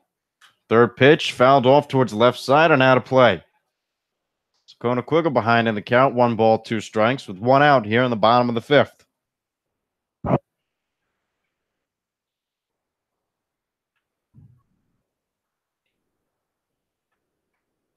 Miners, 5 hits, 3 runs. As pitch into Quiggle is high for ball 2. A breaking pitch curves over the plate to even up the count at 2 balls and 2 strikes. The 2-2 from Fitka. High and away. Ball 3. Fitka bending over as if he wished he could have finished that pitch more, leaving it well high. But big shout out to Kona Quiggle for working this count. Fitka has been really worked by these minor hitters. The 3-2 from Fitka. In the inside corner, strike 3 called. So Kona Quiggle thought it was ball 4, took a couple steps towards first, and now we'll have to go back to the dugout as that brings up Aaron Walters. Walters struck out and had a double, came around to score in the 3rd. A nice line drive double into right field. Walters still working to raise his average above the Boza line, sitting at 196 as he takes a fastball inside for a ball.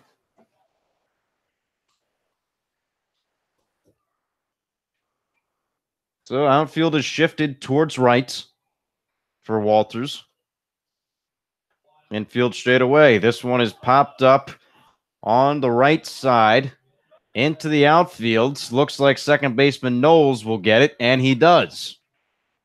So 1-2-3 inning for Joe Fitka here in the bottom of the 5th as the Mat-Su Miners are retired in order. It's a Miners 3, the Pilots 1 as we head into the top of the 6th inning. You're listening to the Mat-Su Miners on the Miner Radio.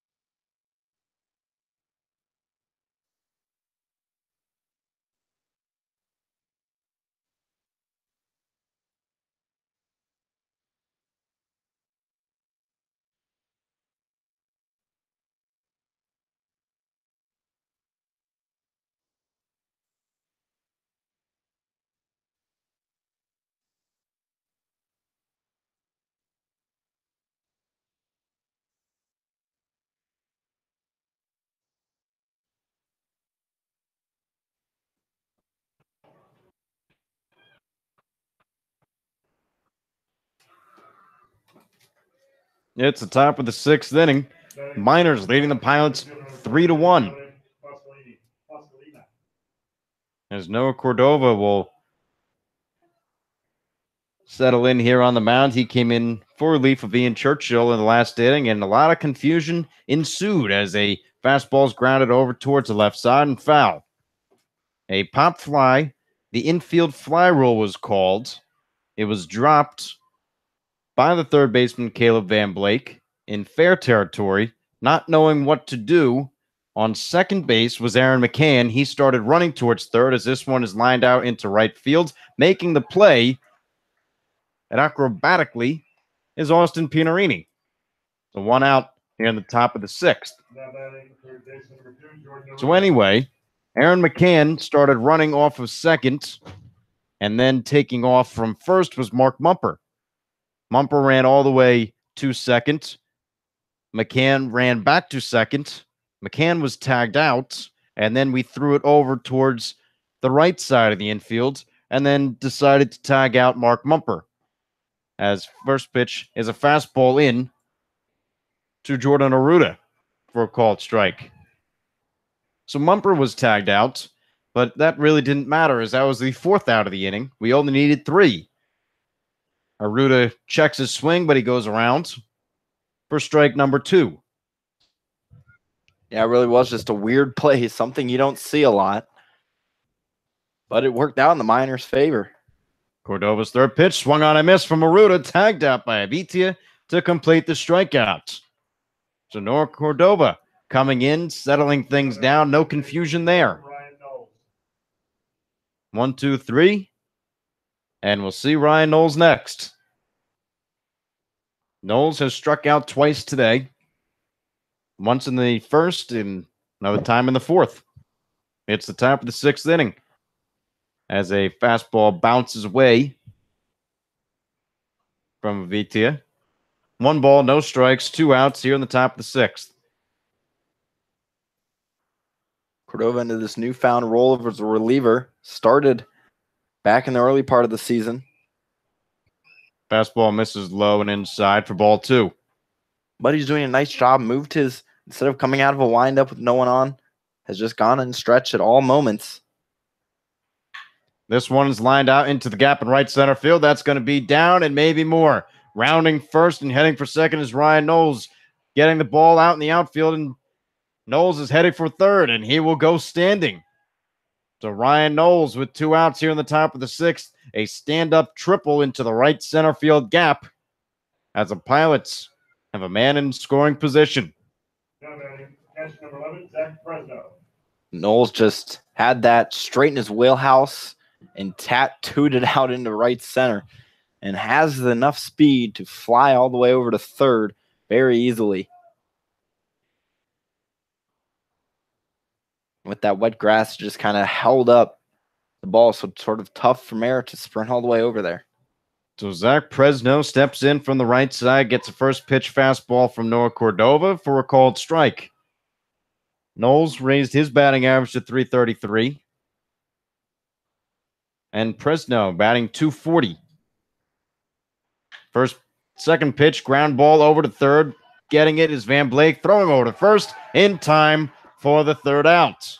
A good play from Caleb Van Blake. The triple does not hurt the Miners, as it's the Miners 3, Pilots 1 as we head into the home half of the sixth inning. You're listening to the Mat-Su Miners on the Miner Radio.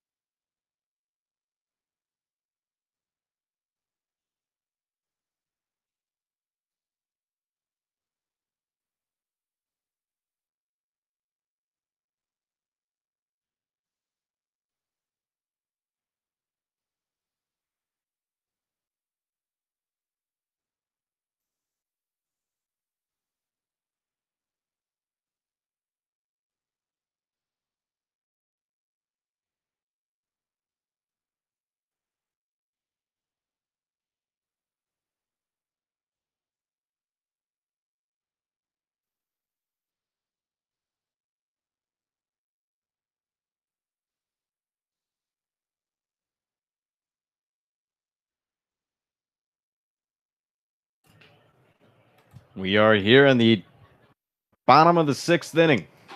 It's the Matsu Miners 3, the Anchorage Glacier Pilots 1. A new pitcher on the mound coming in for relief of Joe Fitka is Anthony Mizrahi.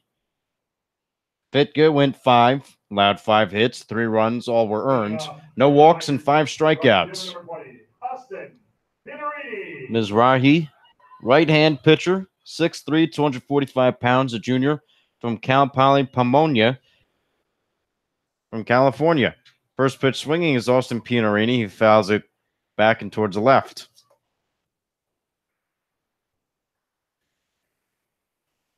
So as of right now, Noah Cordova would be the winning pitcher of record if everything stays the same.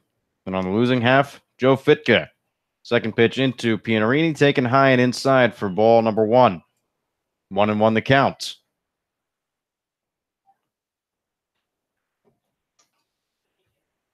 Yeah, real nice outing from Fitka. It was a solid start, but it wasn't a great one, so at least it left the Pilots still in position to possibly tie this game. The 1-1 misses outside, 2-1. Pianarini today was hit by a pitch and had a RBI double back in the 3rd. Officially 1 for 1. The pitch from Mizrahi. This one is lifted out into left field, taking a couple steps towards the line and making the backhand catch is the left fielder Daniel. So that's the first out here in the bottom of the 6th inning. And now bring up Spencer Henson. Henson lined out to second base and grounded out too short in his 2 trips to the plate.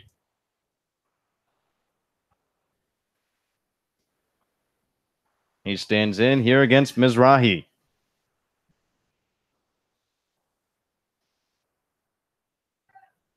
Henson was tied for the top of the ABL lead in batting average. Finally had enough plate appearances as he grounds this one over to third. Aruda has it, fires over to first, just in time to nab Henson. Henson 0 for 3 on the day as he'll look to get a hit his next time up, but that brings up Caleb Van Blake. Van Blake flied out to second and then had a RBI single back in the 3rd. Was then caught stealing. Bats from the left side. First pitch to Van Blake, swung on and missed. Count goes to no balls and 1 strike. Van Blake driving in that 3rd run. And when the Miners have scored more than 2 runs, they have a record of 8-1. So they look to improve that to 9-1 today. Those are some pretty good odds. Second pitch is too far outside, evens up the count of 1-1. And that's really just a testament to the Miners pitching staff. You know, if you can score 3 runs and win a ball game, that's terrific. And it really is, and the bullpen relief has been absolutely phenomenal, and that's a good, huge testament to them. Fastball misses low and away for ball number 3. Check that, 2 balls and 1 strike.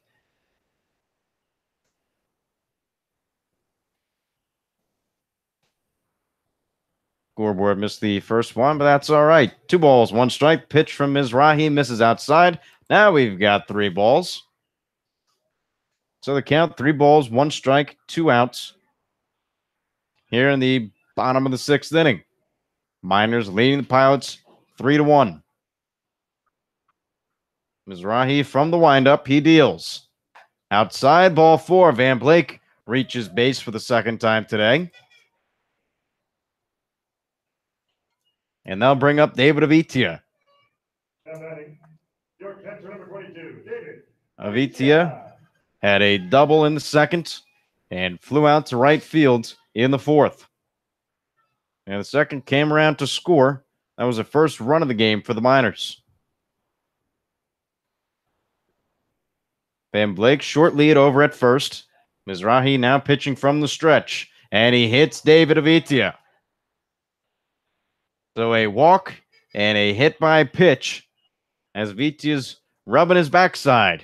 That one might have stung a little bit, but he's smiling over to the first base coach, Tyler LeBron. So all smiles there. Miners have really been ball magnets the past few games. And multiple hit by pitches back on Saturday night and tonight. They have already 2. Brett Owen from the right side takes a breaking ball on the outside corner for strike 1. Owen rounded out to second and struck out in his 2 trips to the plate. He bats in here against Anthony Mizrahi. Second pitch, breaks in for a called strike. He's behind in the count. No balls and 2 strikes. Brett Owen is sort of struggling, has gotten to this point in the count. So we'll just look to protect and throw something out and play. The 0-2 from Mizrahi. Brent Breaker gets inside on Owen. Strike 3 called, and the Miners are retired. So 2 left on base for Matsu, but no score. As the Miners still lead the Pilots 3-1. We're heading into the top of the 7th inning. You're listening to the Matsu Miners on the Miner Radio.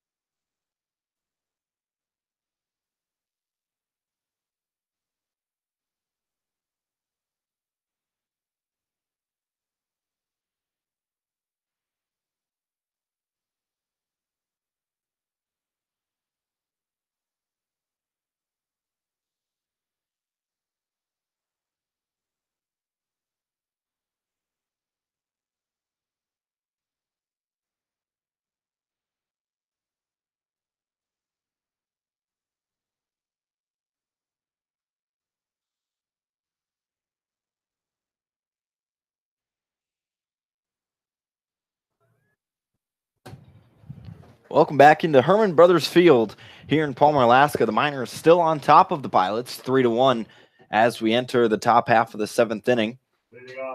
And we have a new pitcher on the mound for the Miners, is the right-handed thrower out of Boston College, Sean Hughes. Hughes has been very effective in his late inning role. So far, only giving up 5 runs through his 6 innings pitched.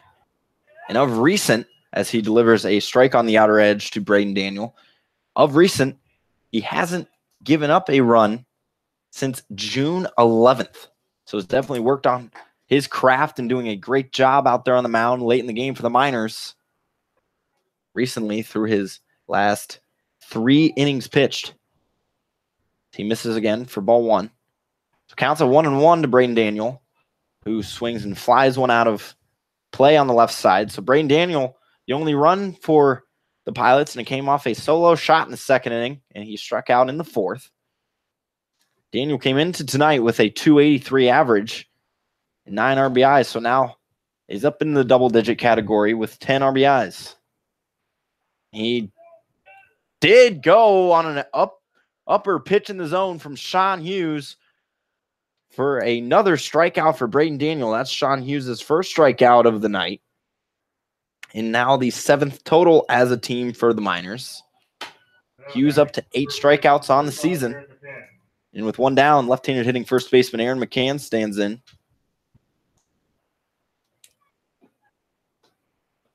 Hughes from the stretch delivers a big breaker inside for strike one. McCann, he's 0 for 1 today. Reached back in the 5th on a hit by pitch and then was tagged out on that infield fly roll play. Hughes, another nice slider. He's ahead in the count 0-2. He was working on that pregame. Pitching coach Jeff Erlab really liked what he was seeing and said, Hughes, go to it a lot more. As he stands off the rubber, licks his palm, daps it on his pants, and regroups on the mound. 1 down, top of the 7th inning. Miners leading 3-1 over the Pilots. John Hughes, he sets and delivers. And this one's lined down the left field line, but foul. And the count will stay at 0-2. Hughes relieves Noah Cordova, who went 1 1/3, only gave up a hit and had 1 strikeout on no runs given up. So he would be the man with the W next to his name if the Miners hold on to this lead. As McCann fouls one back into the fence. So protecting with 2 strikes is McCann. And this Miners team has the second best DRA in the ABL with a 2.77. So all the pitchers for the Miners have been dominant. McCann bounces one foul over to the right side. And really first, if not first, they're second in most categories.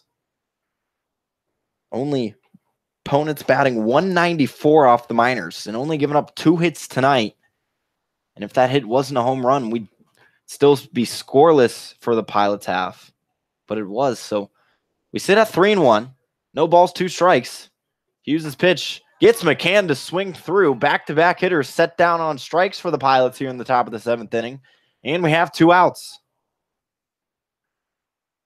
And we just keep raving and raving about the Miners pitching. And Hughes, he struggled in the beginning early of the season. He was good one game, not so good the other one. Then he was back to good. But now he's really settling in and being that quality pitcher that he was recruited to do. As he misses inside the ball, and you mentioned that. That's exactly what he was meant to be, a late game setup man, maybe even closer out there on the mound. And he's done that just well as Rawlinson pops one out into right field. Moving over to his left and making the catch for out number 3 is Austin Pinerini. So Sean Hughes comes in for the Miners and sets them down in order in the top of the 7th. And the Miners look to extend their 3-1 lead in the home half of the 7th inning on Matsu Miners Radio.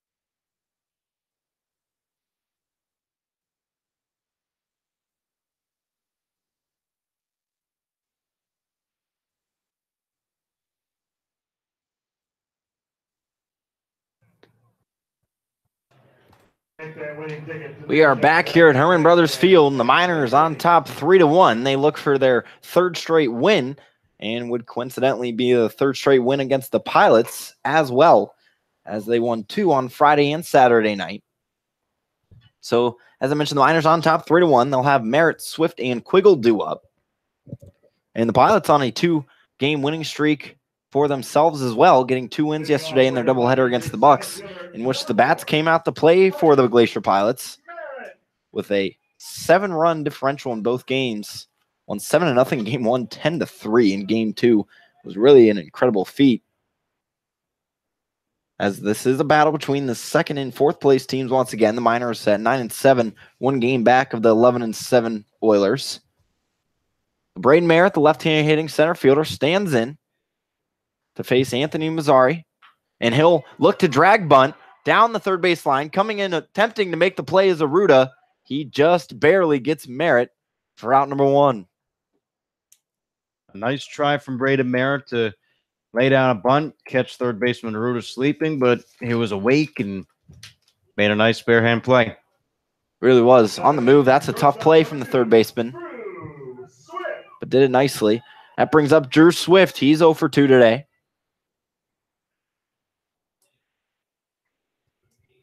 So he'll face Mazzari for the first time tonight. Righty on righty matchup. He misses in. Drew Swift's back foot had to step out. Swift with a .258 on base percentage. That has allowed him to come in and score 8 times. So when he gets on base for the Miners, he does come around and score the 1-0 from Mazzari.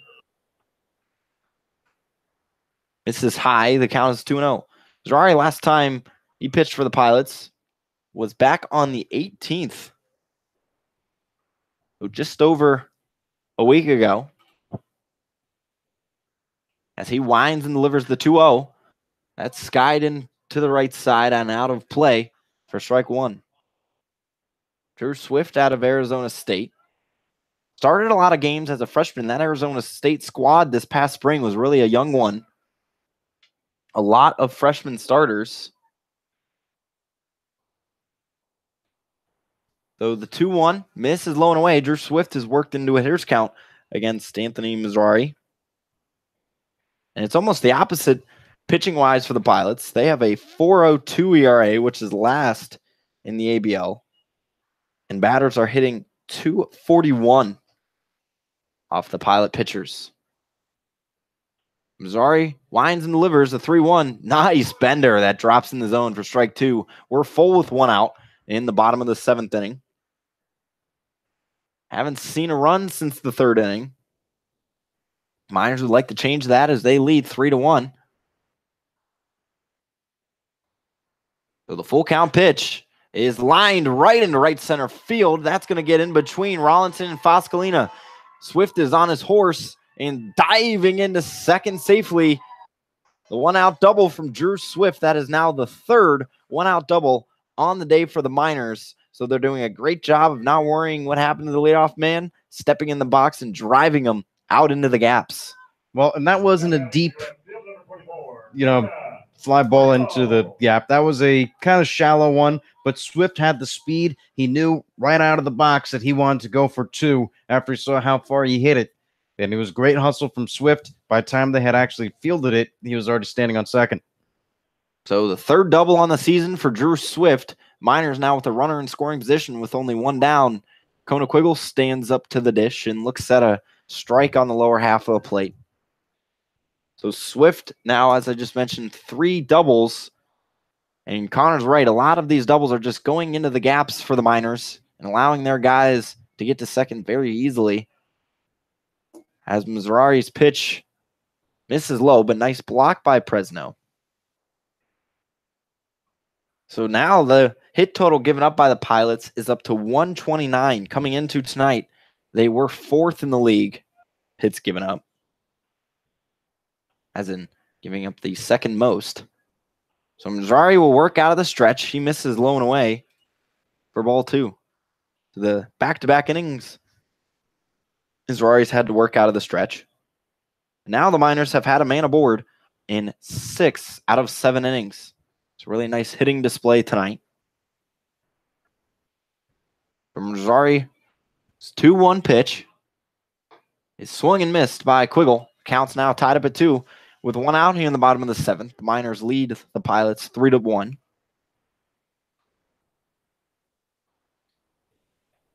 Miners also leading the season series against these Pilots 4-2. They look to improve that to 5-2 and win 3 in a row against the Pilots, which would also increase their winning streak to 3. So Mazzari's 2-2 gets Quiggle to lock up once again. It's the 2nd time Quiggle's been locked up and called out on strikes. So 2 down here in the bottom of the 7th inning. That brings up Aaron Walters to the plate. Now batting your DH number 15, Aaron Walters had a big double in the 3rd inning, which he came around to score.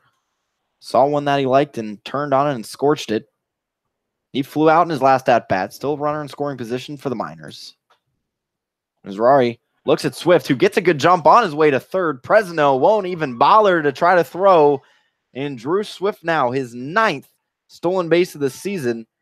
And stealing third with a left-hander in the box is quite a tough feat to do out on the base paths. It is, because if it was a right-hander, it kind of blocks the view of the catcher. But with the lefty, you can see all the way out on the left side. So the 1-0 from Walters is fouled back. So 1-1 count with 2 down in the 7th inning. Swift being on third off the stolen base, he moves into second by himself. He was tied for second with Ozuna from the Chinooks with 8. But now with 9, he's in sole second place behind Jordan Arruda, who has 10. So Mizrahi's 1-1, misses low and away for ball 2. And unless Drew Swift is planning on stealing home this inning, looks like he'll stay in that second spot. I don't know. He drew the attention of Presno. He's got him wondering. 2 balls, 1 strike, 2 down, bottom of the 7th. Miners leading 3-1. Mizrahi kicks and deals. And this one is skied in the air over the left side of the infield. Camped under it is Arruda. Can of corn out, number 3. And the Miners get a man on, and Drew Swift steals his way over to third. But unfortunately, he'll stay there. And they still lead the Pilots over 3-1. We head into the 8th inning on Matsu Miners Radio.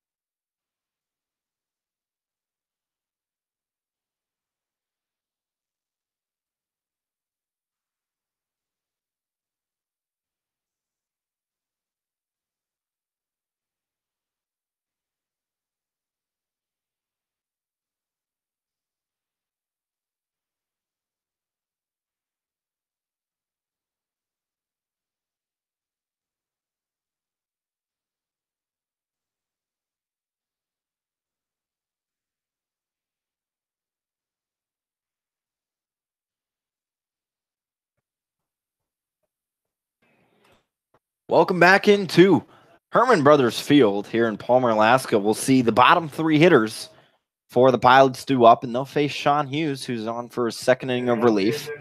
And we'll also see a defensive change. Tyler Bozzetti comes in to play third, and Caleb Van Blake will move over to second. So a little defensive substitution for the Miners, as Bozzetti looks like will come in for Brett Owen. And Van Blake will move into second and Bozzetti at third. And so Sean Hughes in his last outing went 2 1/3, where he didn't have any runs given up through 8 batters faced. So looking to do similar things as Mark Mumper stands in 0 for 1 today. Reached in the 5th inning on a walk. Sean Hughes misses low for ball 1. Mumper out of Grand Canyon. Hughes is 1-0. Is hit hard over right to Van Blake, who swallows it up and tosses over to first for out number 1. It's funny. Even though he's not a new guy in, the ball always seems to find the person who goes into the new position. That time, Van Blake at second. Maybe next time, Bozzetti at third. That brings up Grant Kosis onto the mound. He came to pinch hit in the 5th inning, and he had that infield fly that really caused a lot of confusion. Nonetheless, he stands in now with his Pilots trailing 3-1. He looks at a ball outside. So Kosis out of Wichita State only played 11 games this past season, but had an on-base percentage of .286. And he skies one into right center field. Will it have a chance? It won't head out, but it will one-hop the wall. Getting his Pianarini. The relay throw in is a wonderful relay, but Kosis held up. And the Miners, as Swift would have thrown in a second, I believe Kosis would have been tagged out right there. Well, the problem was there was nobody at second base. Van Blake was kind of in the outfield. Swift went to go cut it off, as we thought it was going to go all the way to third. And then coming over from first was Henson. But Henson wasn't able to beat Kosis to try to cover the bag. Yeah, and Swift so quickly just immediately turned around and gunned to third. I don't believe that he even had the thought in his mind to hold it up at second. So Garrett Kostas stands on second for the Pilots. That brings up Dominic Fascalina, who looks to drive in the Pilots. Fascalina is the tying run at the plate. And he hits one high in the air over to the left side in foul ground. Under it is the third baseman, Bozetti, and he'll make the catch for out number 2. That's a nice sigh of relief there from Sean Hughes after giving up the big double. Gets a 1-pitch out for the second out. That's going to bring up Jordan Arruda. He's 0 for 3 today.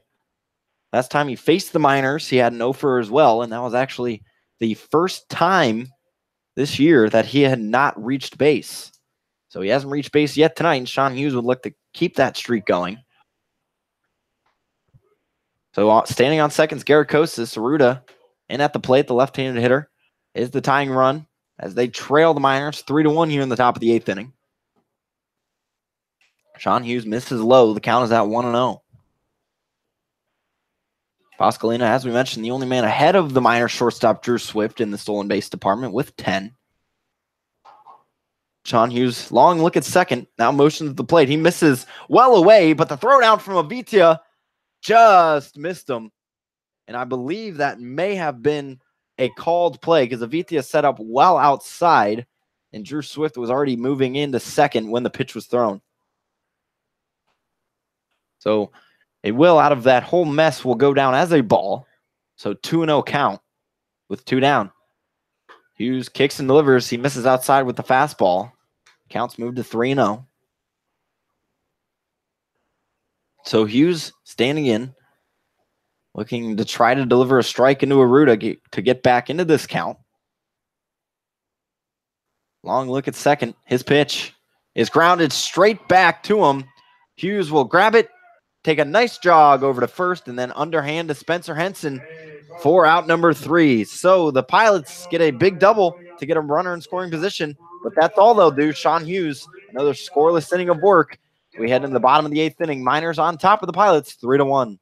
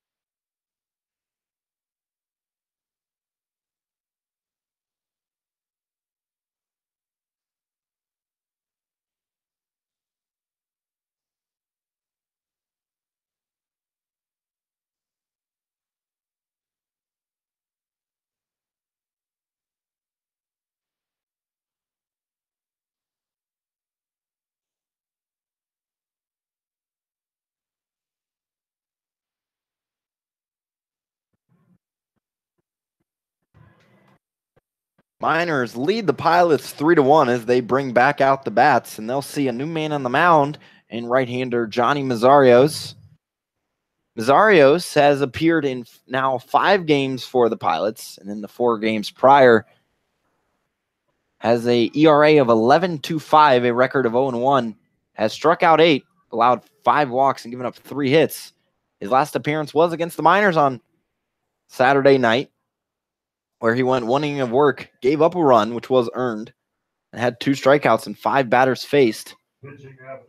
So the Miners looking to tack on another one to extend this 3-1 lead. Even though their bullpen pitching has been very dominant, but you don't want to leave it in the hands of your pitchers. Give them a very good lead. And that brings up Austin Pinarini. So Pinarini, Henson, and Van Blake do up for the Miners. Pinarini stands in. He is 1 for 2 today. Reached twice. back in the first inning on a hit by pitch, an RBI double in the third, which he ended up coming around to score as well, and flew out back in the 6th inning. So righty on lefty matchup here at Herman Brothers Field. As Mazzario's first pitch misses high and away. The Miners looking to get to double-digit wins tonight as they sit at 9-7 and also on a 2-game winning streak. And the 1-0 is swung through by Austin Pinarini. The count's now at 1-1.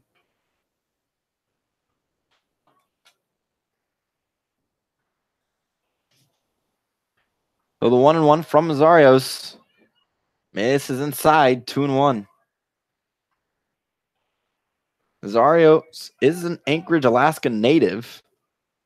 Sort of a hometown guy. As Austin Pinarini calls time, readjusts the batting gloves, stares at his bat, and stands in. The Miners hold on in the top of the 9th. This would be their last at-bats. Mazzarios misses low. They came out the gate hot with 5 hits through the first 3 innings, which they got 3 runs. So it looked like they were going to have a showcase of hitting, but have kind of settled down since. As Pinarini looks at an inside ball, he thought it was ball 4. An home plate umpire says otherwise. The count is full. Pinarini has gotten hits in 3 out of his 4 ball games, now 4 out of 5. So the 3-2 pitch is towered in the middle of the infield. All the infielders coming in, but the one to make the catch is the first baseman, McCann, for out number 1. Job communicating from that Pilots defense, making sure who wants to make the catch. And that brings up Spencer Henson. He's 0 for 3, so edging for a hit tonight.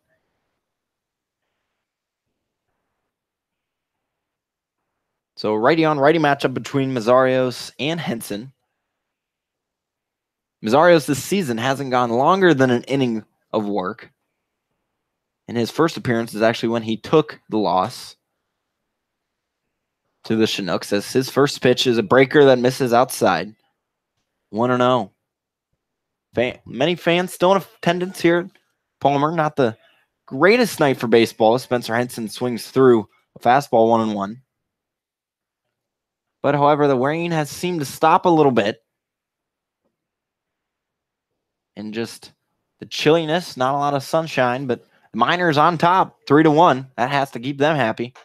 Henson looks at a strike outside, 1-2. Henson just hasn't really liked a lot of strike calls tonight. So 1 ball, 2 strikes, 1 down. Bottom of the 8th inning. Miners leading 3-1. Would most likely the closer Bryce Tassin up in the pen as the 1-2 pitch just bounced into Presno. Count is now tied up at 2. So Henson coming into tonight led the ABL in batting average. That may change. And also had an on-base percentage of .410 entering the game. When you typically have that high batting average, the high on-base percentage will follow. Nevertheless, he's in with the 2-2. Mazzarios winds and delivers. He misses low. So Henson has worked the count full. Back-to-back full counts to start this 8th inning. If anything, at least the Miners are making Mazzarios work. So Mazzarios, a few deep breaths, now kicks and delivers. His 3-2 gets Spencer Henson to swing through for out number 2. 8th strikeout of the night for the Miners. That's Mazzarios' first. That brings up Caleb Van Blake, who's 1 for 2 today. He reached on a walk back in his last at-bat. RBI single back in the 3rd, and it was a deep shot, but he was hit so hard that it bounced off the wall right to Rollinson, so Van Blake didn't really have a choice but to hang out on first. His first pitch, thought about the bunt, but pulled it back as it was high and away for a ball. Miners also coming in tonight had 3 batters in the top 10 of the batting average ranks. So in batting average rise, the Miners are up there. It's just the run-producing department where they struggle. As Van Blake swings through 1-1. They came in with the 2nd best batting average at a clip of .231. And then in last in runs scored with only 60. 1-1 from Mazarios. Hits the inner edge. Van Blake is down on the count 1-2 with 2 outs here in the bottom of the 8th inning. Miners lead 3-1. But the run differential, Connor, is insane, 60-49. So when you have a plus 11 run differential, you can normally rely on your pitchers a lot. Yep. As Mazarios misses wide outside. Those are great numbers. We've been touting the Miners pitching staff all night long, and they deserve it.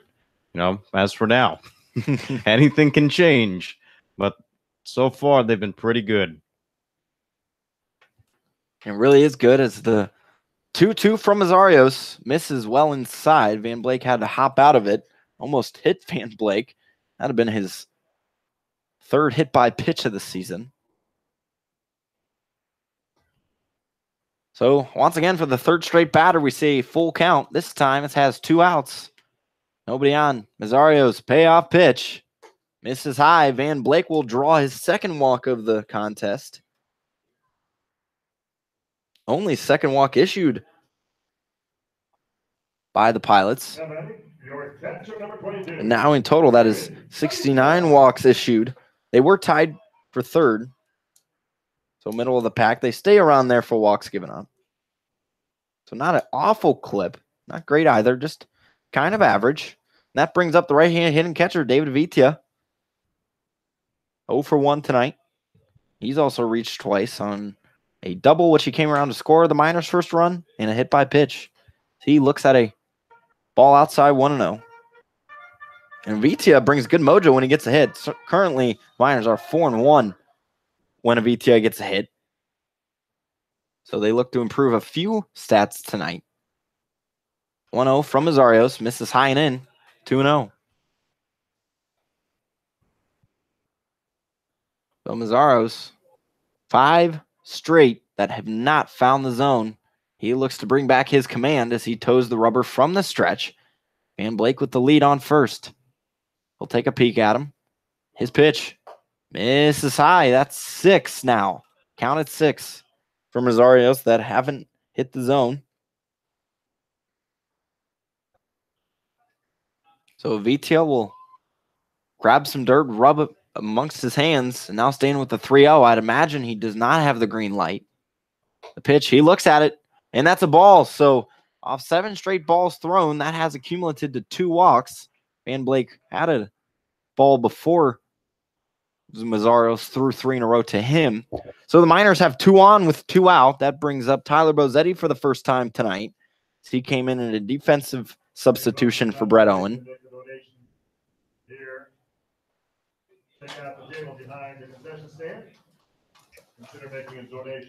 So Bozzetti out of the University Nevada Reno. This season, he's batting .222. Has scored 9 times and gotten on base at a clip of .311.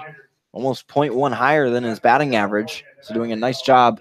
Maybe not getting hits, but reaching the base paths. So we'll see a righty-on-righty matchup.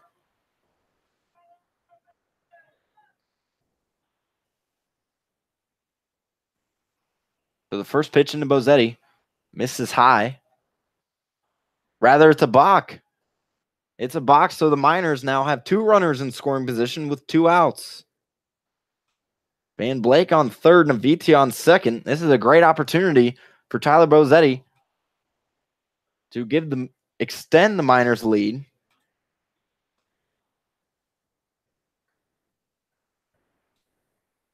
Mazarios stands in from the stretch. His pitch. That is in for strike 1. So that ball earlier did not count because of the balk. But Bozzetti now down on the count 0-1. He last played on Saturday night where he went 0 for 4. But the night before went 1 for 4. Came around to score and actually reached once on a walk. So he looks at a high ball just over his head for ball 1. Count tied up at 1 with 2 outs here in the bottom of the 8th inning. Miners atop 3-1. They have 2 runners in scoring position for Tyler Bozzetti. I was talking to Bozzetti before the game. He said, today was the off day, but he's always ready to go in. Whenever manager Ben Taylor calls his name or calls his number, he'll be ready. And the 1-1 from Mazarios. swung through by Bozzetti. And the count's now at 1-2 with 2 down. And you have to be. As a ball player, you sit on the bench. Anything can happen. Injuries, a favorable matchup, or just simply you want a new guy in there for defensive purposes as well. So Bozzetti's down on the count, 1-2 with 2 down. Mazzario's kicks and deals, gets Bozzetti to swing through for out number 3. So the Miners get it exciting with 2 runners in scoring position, but they are unfortunately stranded out there. As we head into the final inning of play, the Miners look to close it out and extend their win streak to 3 in a row when we come back on Mat-Su Miners Radio.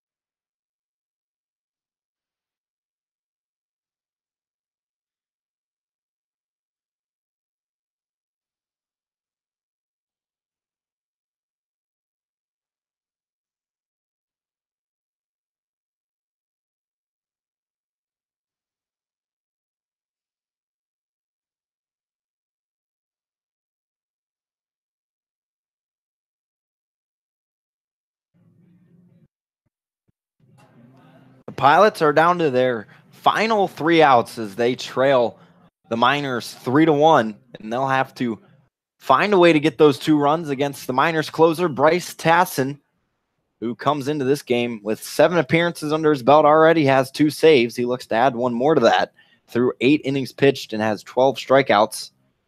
Only walked 3 and only allowed 8 hits, and has only given up 3 runs in those 8 innings worked. So Tassin looks to keep that dominant late inning pitching rolling. And he'll face Knowles, Presno, and Daniel if there is no pinch hitters, which there's always a possibility of that late in ball games. The Miners currently on top 3-1. As we mentioned, they started out hot with those 3 runs in 3 innings. 1 in the second and 2 in the third. So some meeting adjourned, some words of encouragement to Bryce Tassin, and we're ready to get rolling. Both teams with 2-game winning streaks on the line. And the Pilots looking to get 1 game closer to 500, where the Miners look to get 1 more game over 500 to extend their 3 games over. And the Pilots, if they win tonight, would get them 8-9, so 1 game under. So Bryce Tassin's first pitch nails the outer edge to Ryan Knowles for strike 1. A good mojo for the Miners, as we mentioned back in the 8th. Jordan Arruda, when he did not reach, which was the first time he hadn't reached all season on Saturday night, the Miners won. He has not reached at all this game either. So Bryce Tassin misses. He's 1-1. His 1-1 pitch nails the outer edge. He's already ahead in the count, 1-2 against Ryan Knowles, who had that nice triple back in the 6th inning. Fortunately, nothing came of it for the Pilots. Tassin winds and delivers, misses low. Count is now 2 balls and 2 strikes to Ryan Knowles. Knowles before that struck out twice. So he has 3 strikeouts now on the season. Only entered with 1. The 2-2 from Tassin misses low. The count has been worked full. So no more defensive changes for the Miners this inning. Tassin looks in, winds and deals his full count pitch.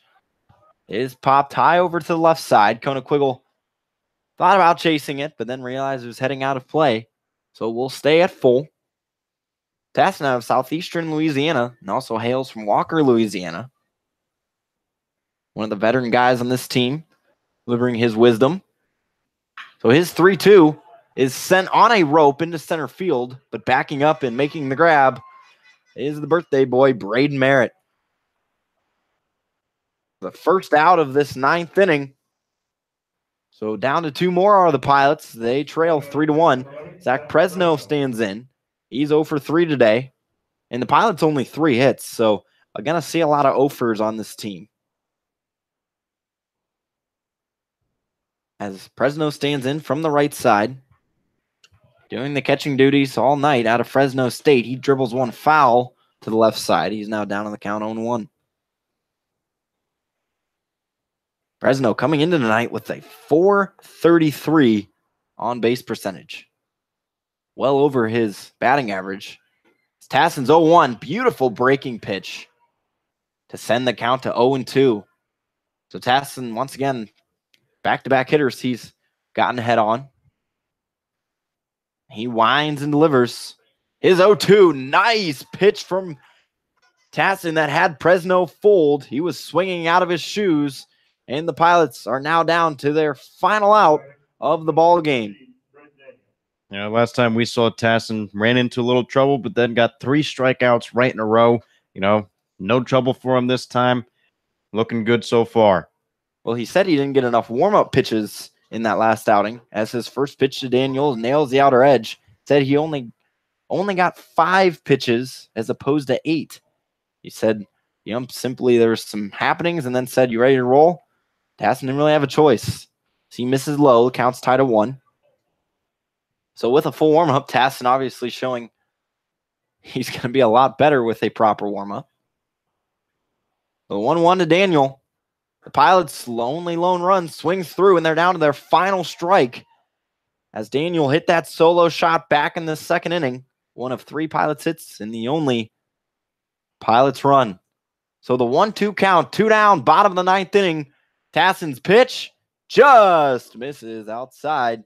Drew Swift was halfway in. He thought it was strike 3.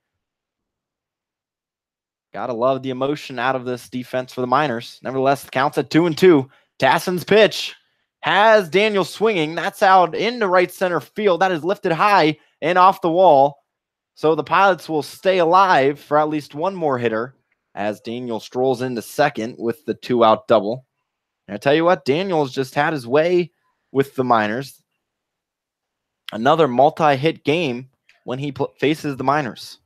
Well, he's been seeing the ball good lately, obviously with the home run, and even in the 4th inning when it was a foul ball, still squared the ball up pretty well.